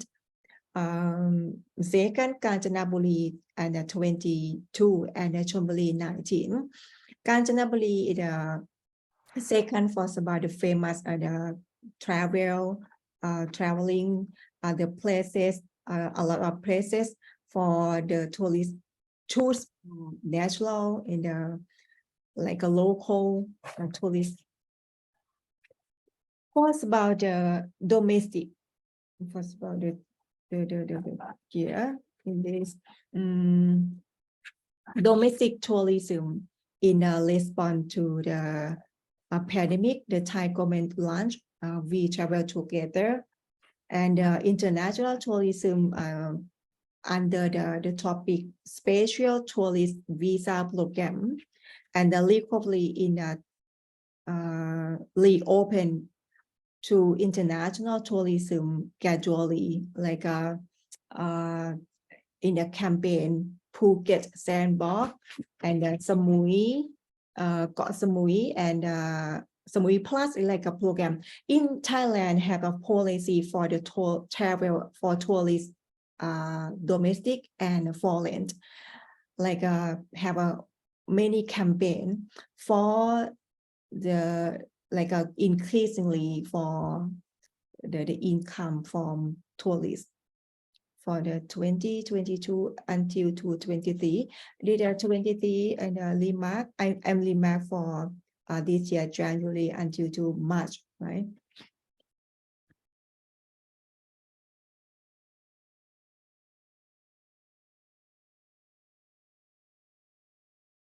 I mentioned for present already data visit domestic, like a zone from top 3, Asia and Pacific, and second, Europe, and third, the America.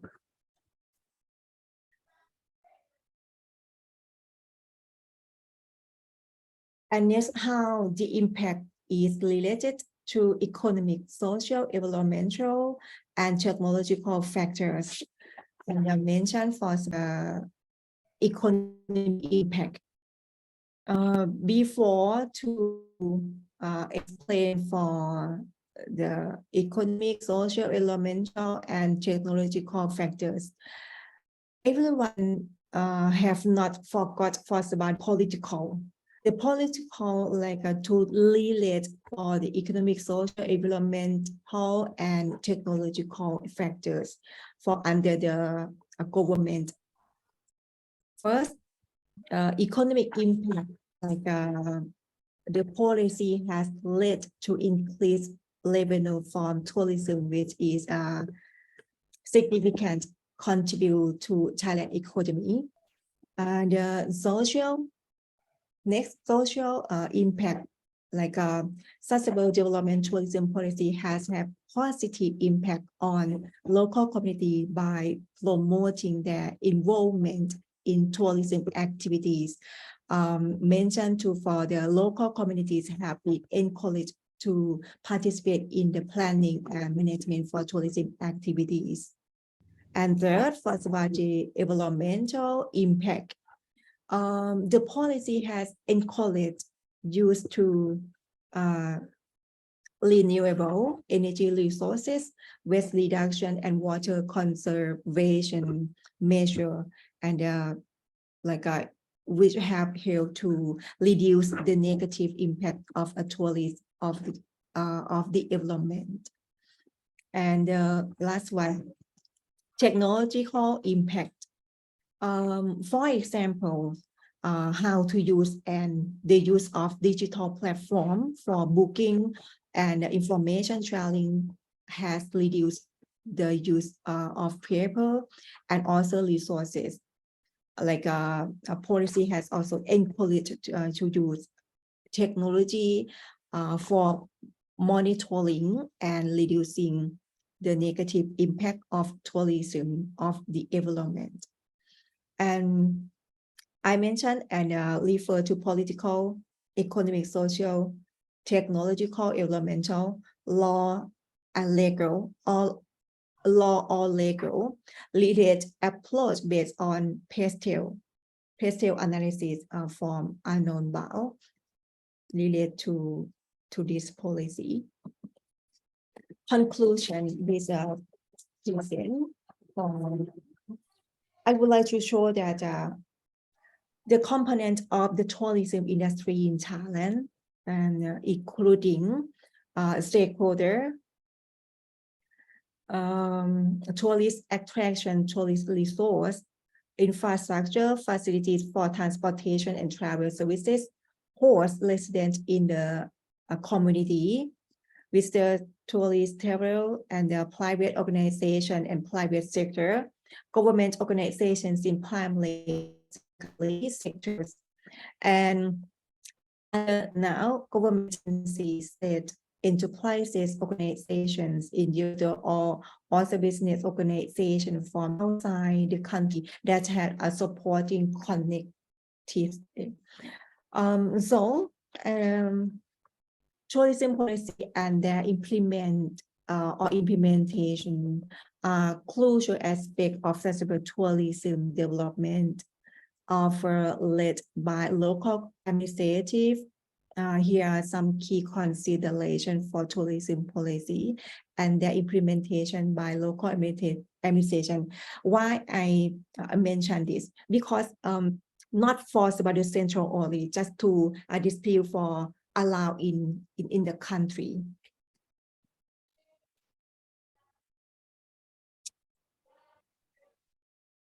Conclusion, sustainable tourism development policy in Thailand aims to create a balance between economic growth, social well-being, environmental conservation. Recognize that sustainable tourism can generate economic benefits, preserve cultural heritage, protect development, and foster technological innovation. And I refer for may everyone be comfortable. We have a travel information or traveling to Thailand. I would like to, okay, I want to stop.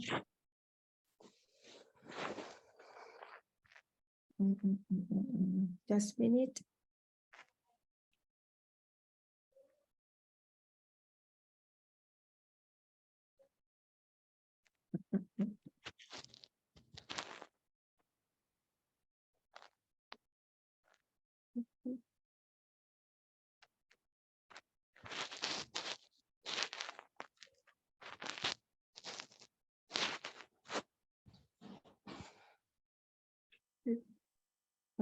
Okay. I would like to show guidebook for. Okay, thank you, Mrs. Tony. Mas Robert. Yeah. Okay.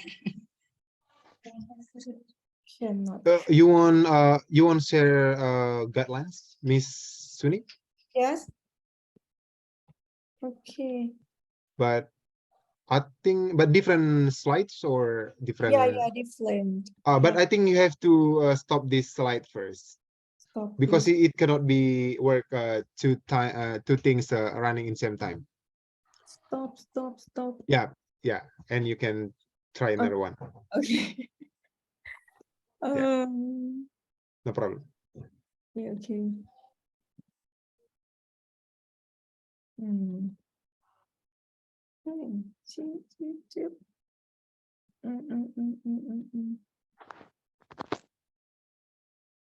Why? Why I cannot share? You cannot share again. How to? Okay, just a minute. Okay. Share screen. Yeah. Okay. You are see for my sharing? Not yet. Not yet.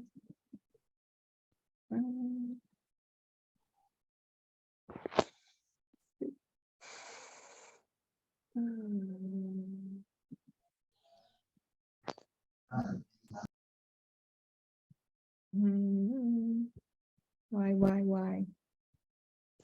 Okay. This see? No? No. Oh. Why? I would like to show this. I think that is good for everyone in the class. Yeah, for sure. Okay. That's all. Is on progress or because it's so nothing. Choose. Why cannot choose the? You are still co-host actually in my screen. Dr. Suni, yeah, but I don't know why you cannot share screen. Yeah, cannot share because the pop-up and not under the screen.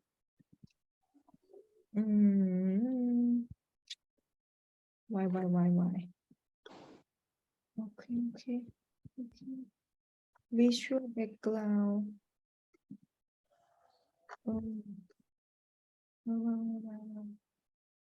Video, computer, content with the camera. Basic.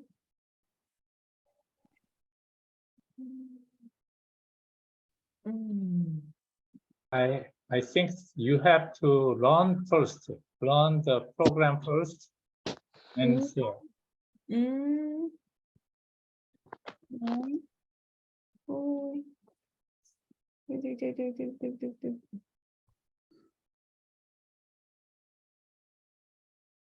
That not screen, basic, advanced,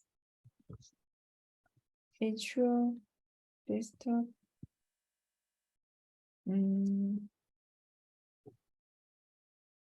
Cannot pop up only presentation, but okay, I see. Oh, don't have the time. Or maybe just send by room chat, so maybe the IT team can share. Dr. Suni. Okay, I will send to room chat after this. Yeah. Okay. I would like to say that and the guidebook sent to the room chat. The guidebook is Thailand Muslim friendly destination under the Amazing Thailand of Tourism Authority of Thailand, and guidebook about Think Halal, Think Thailand. The guidebook to offer travel and information for Muslim tourists featuring halal restaurant, mosque, suitable accommodations, and blah blah. Okay. Later on is okay, Dr. Suni. So maybe any participant in the future, maybe they visit Thailand, so they can have that kind of guidelines book for tourism. So they can find where is a halal restaurant or what they can buy for the souvenir with a halal certificate and etc. So I think it's great for them. Okay. Any other you want to share to us before we move to the Q&A section? That's all. Can I say something for me? Just minute, just say something for me.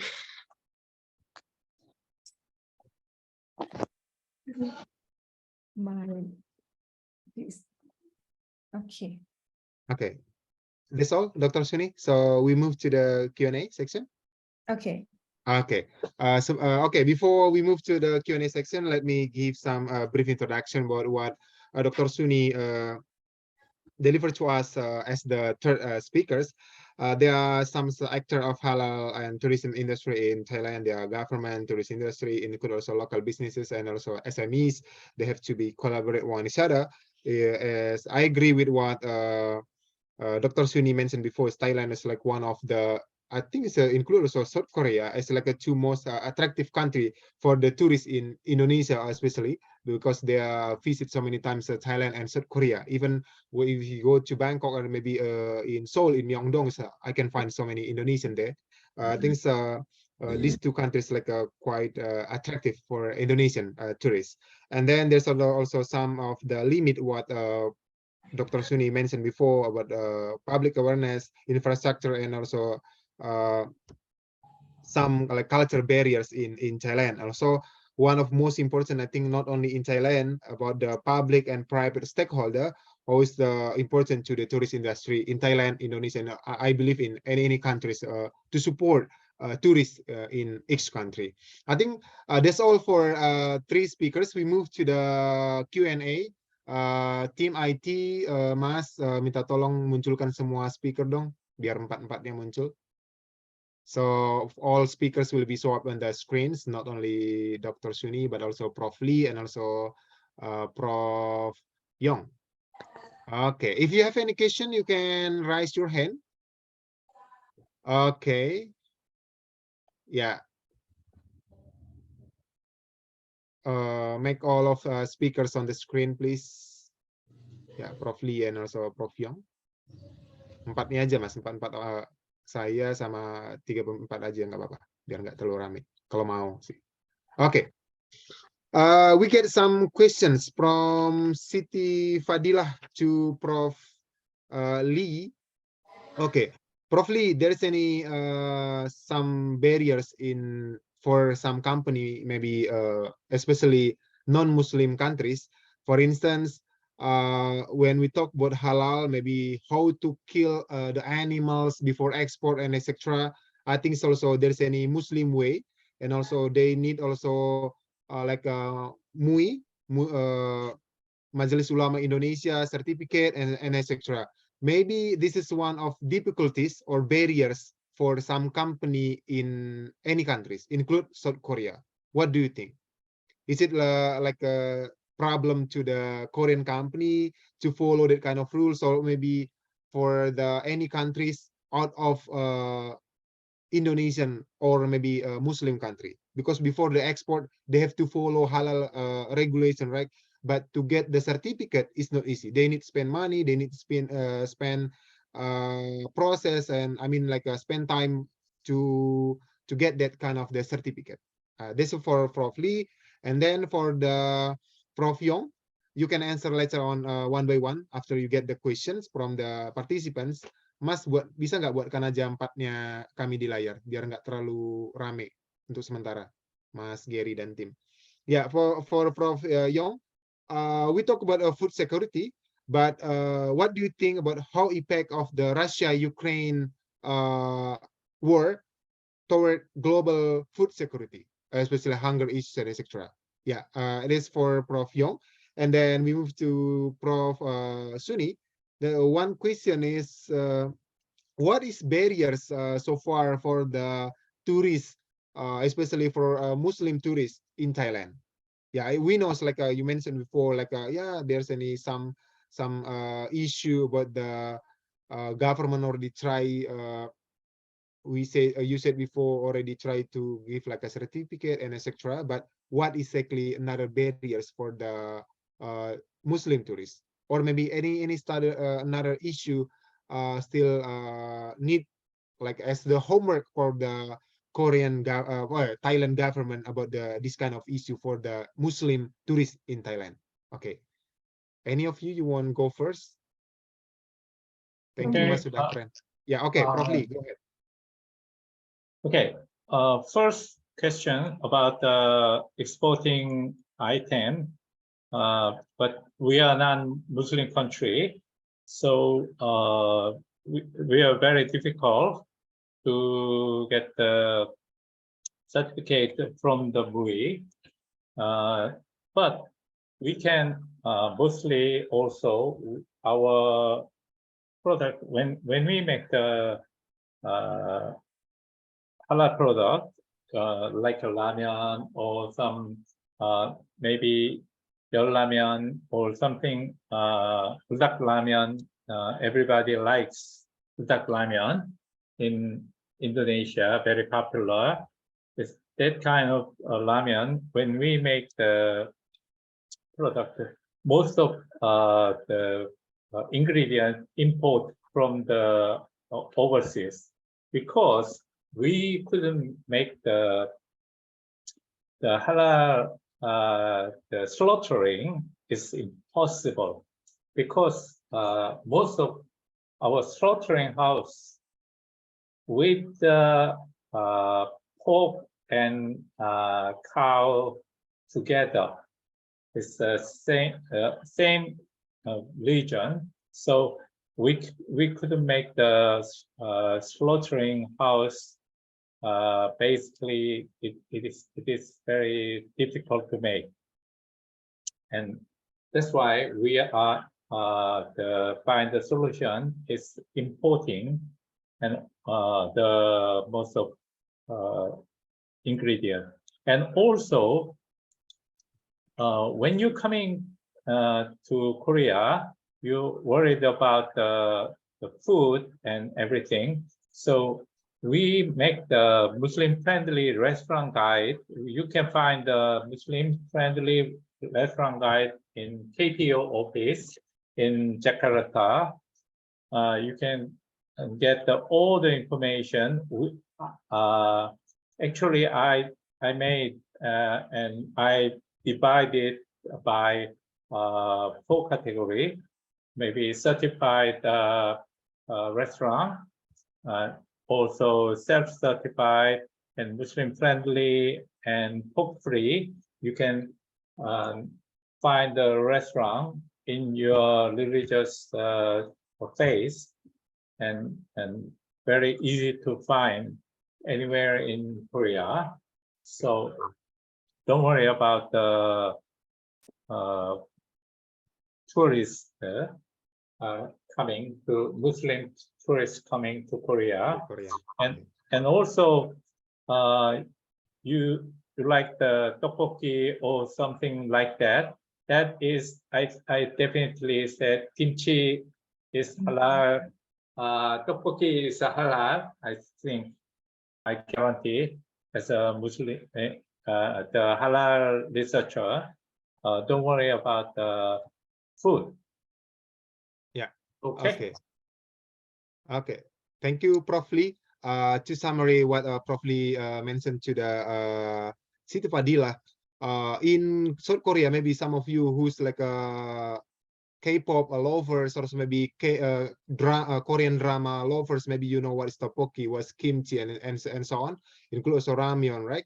I believe like what Prof. Lee mentioned before is already actually mostly certified, but Prof. Lee also have like applications. So when you visit Korea, you also can use that kind of applications to find some Muslim restaurant or maybe halal restaurant in South Korea, especially in Seoul.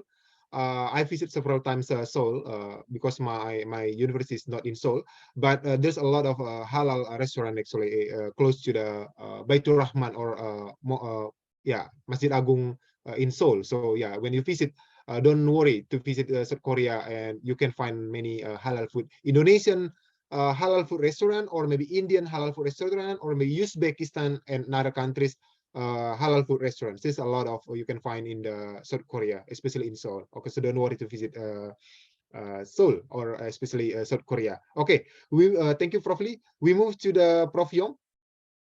Time's yours, Prof. Yeah, still mute. Okay. Okay, just to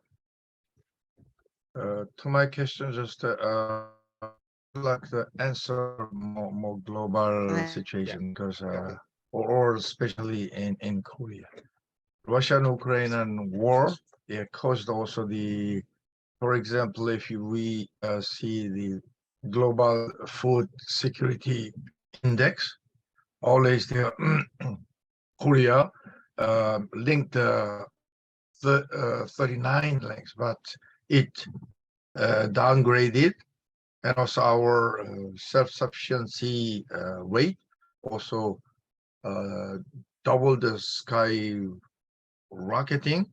Yeah, their rate is so downgraded also.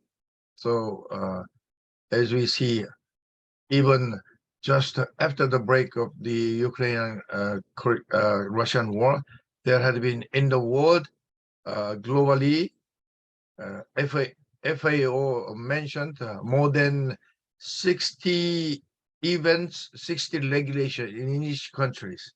So it means in the world, every country, they stop the import, export, and also they try to their own stockpile system, not in favor of exporting to the other countries. Only they keep their own stockpile system and never changed. It means food or world summit failed. So now, as I mentioned in my presentation, we need more global cooperation, and also especially the basic is the production of rice, like Thailand or Indonesia also. Very big countries producing rices.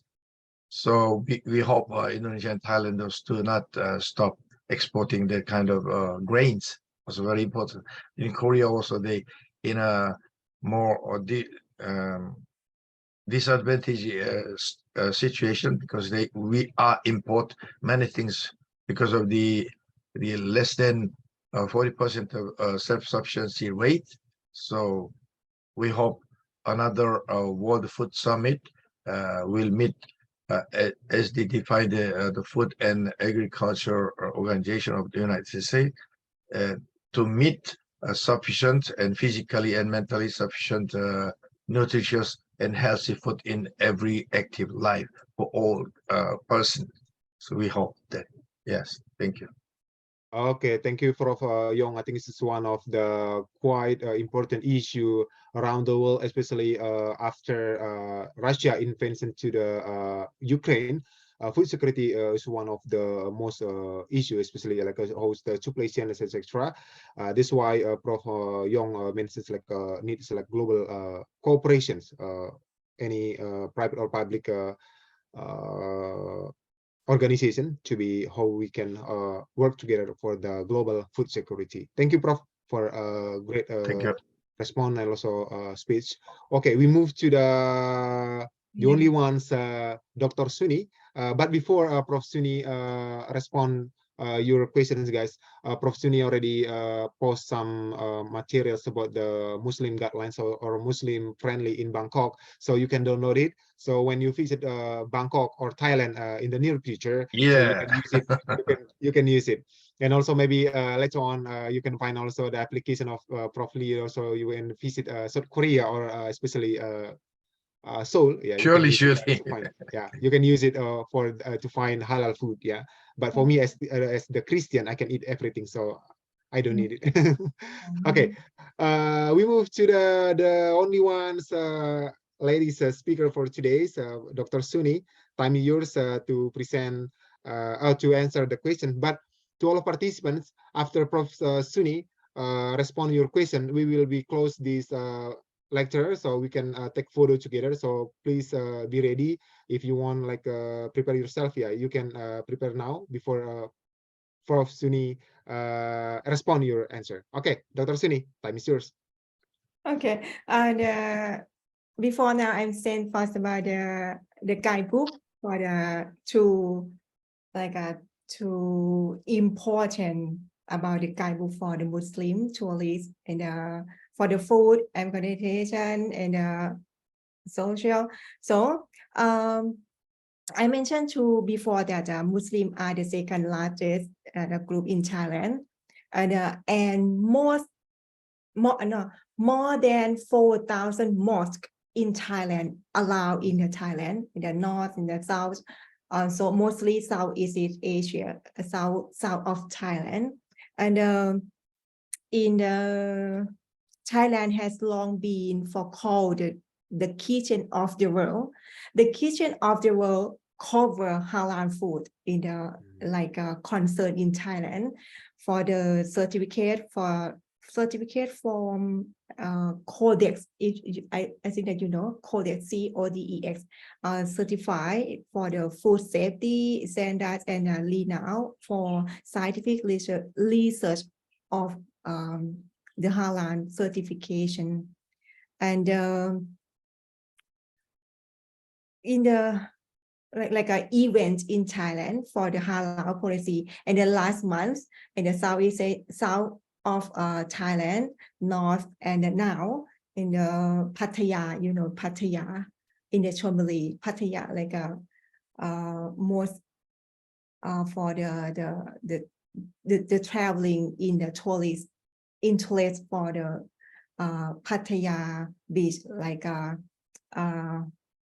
into Sea Lom Khao San Road in the Bangkok, and so many for the tourists go around in the province. Halal food in the #1 in Thailand, because Thai Buddhist and Thai Muslim join together for about the certificate, join for about the promoting in Thailand, and formulate a strategic action plan focusing on in Thailand, strengthening the halal certification body, and trust building of Thai product through halal standard, science, technology, and innovation. Studying production knowledge and management system from consumer, expanding market and logistics, and the last one, creating consumer confidence both domestically and internationally.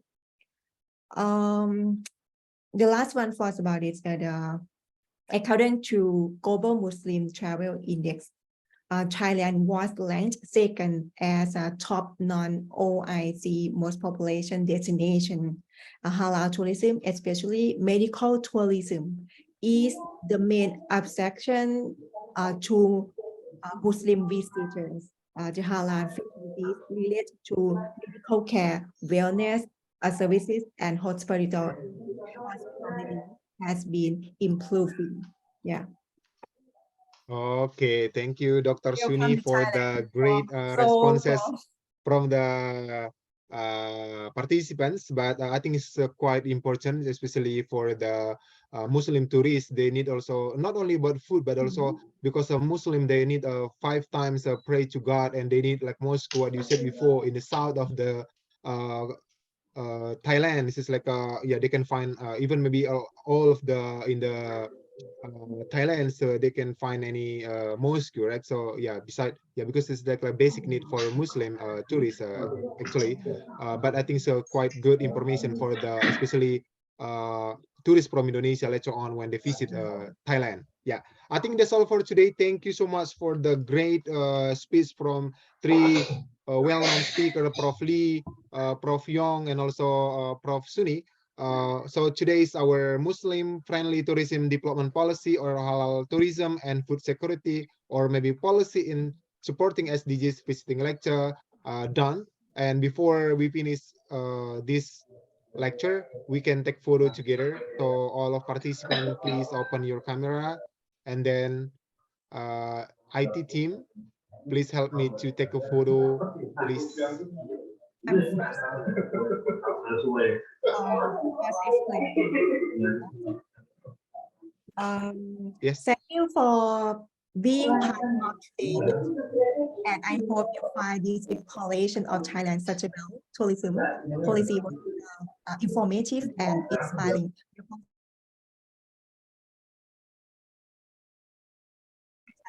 Okay, thank you, Dr. Suni. I never been in Thailand, but I will visit soon ya. Thank you. Di take down aja ininya, biar kita foto bersama, grup foto. And to all the participants, it's time to take photo together. Please open your camera. Ya, Mas tim IT, biar bisa semuanya di screen. Ya, monggo Mas, digaskan aja. And then thank you to all of participants because our participants close to 300 Prof who listened to your speech this morning.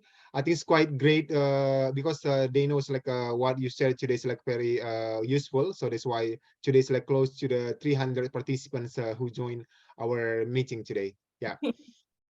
Yeah. Team IT. Yeah.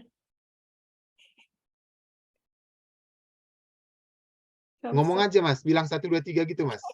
Tim IT. Professor. Yeah. Okay. Bu Kadep, ini mereka gimana Bu Kadep? Tim IT-nya. Suruh ngomong aja bilang 1, 2, 3. Udah. Udah. Udah. Oke. Mas Jadi sedang siap. Okay, thank you to all of professors today and also participants. We will, don't worry, Prof, we also send our photo today to you and also include anything information regarding our activities today. Thank you and see you in another occasion. Thank you and good morning Indonesia and good afternoon in Korea and also good day in Thailand. Yeah.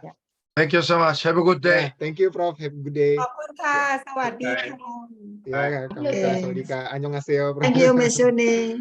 Invite Prof. Yang and Professor Prof. Lee. from Korea to See you Thailand. next time. Thank you, Prof. An. Yeah, Dr. Lita Hewati. See you. Okay, thank you, Suni. Yeah.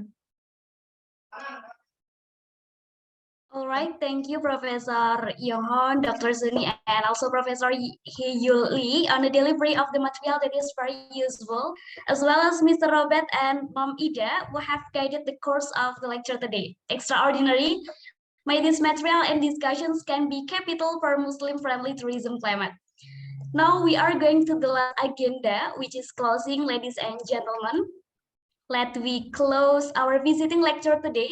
As Master of Ceremony, I apologize if there is a mistake or disadvantage. Prayer and great support to maintain a quality Muslim tourist-friendly climate. All right, the last I say, wassalamualaikum warahmatullahi wabarakatuh. Good morning and have a great day all.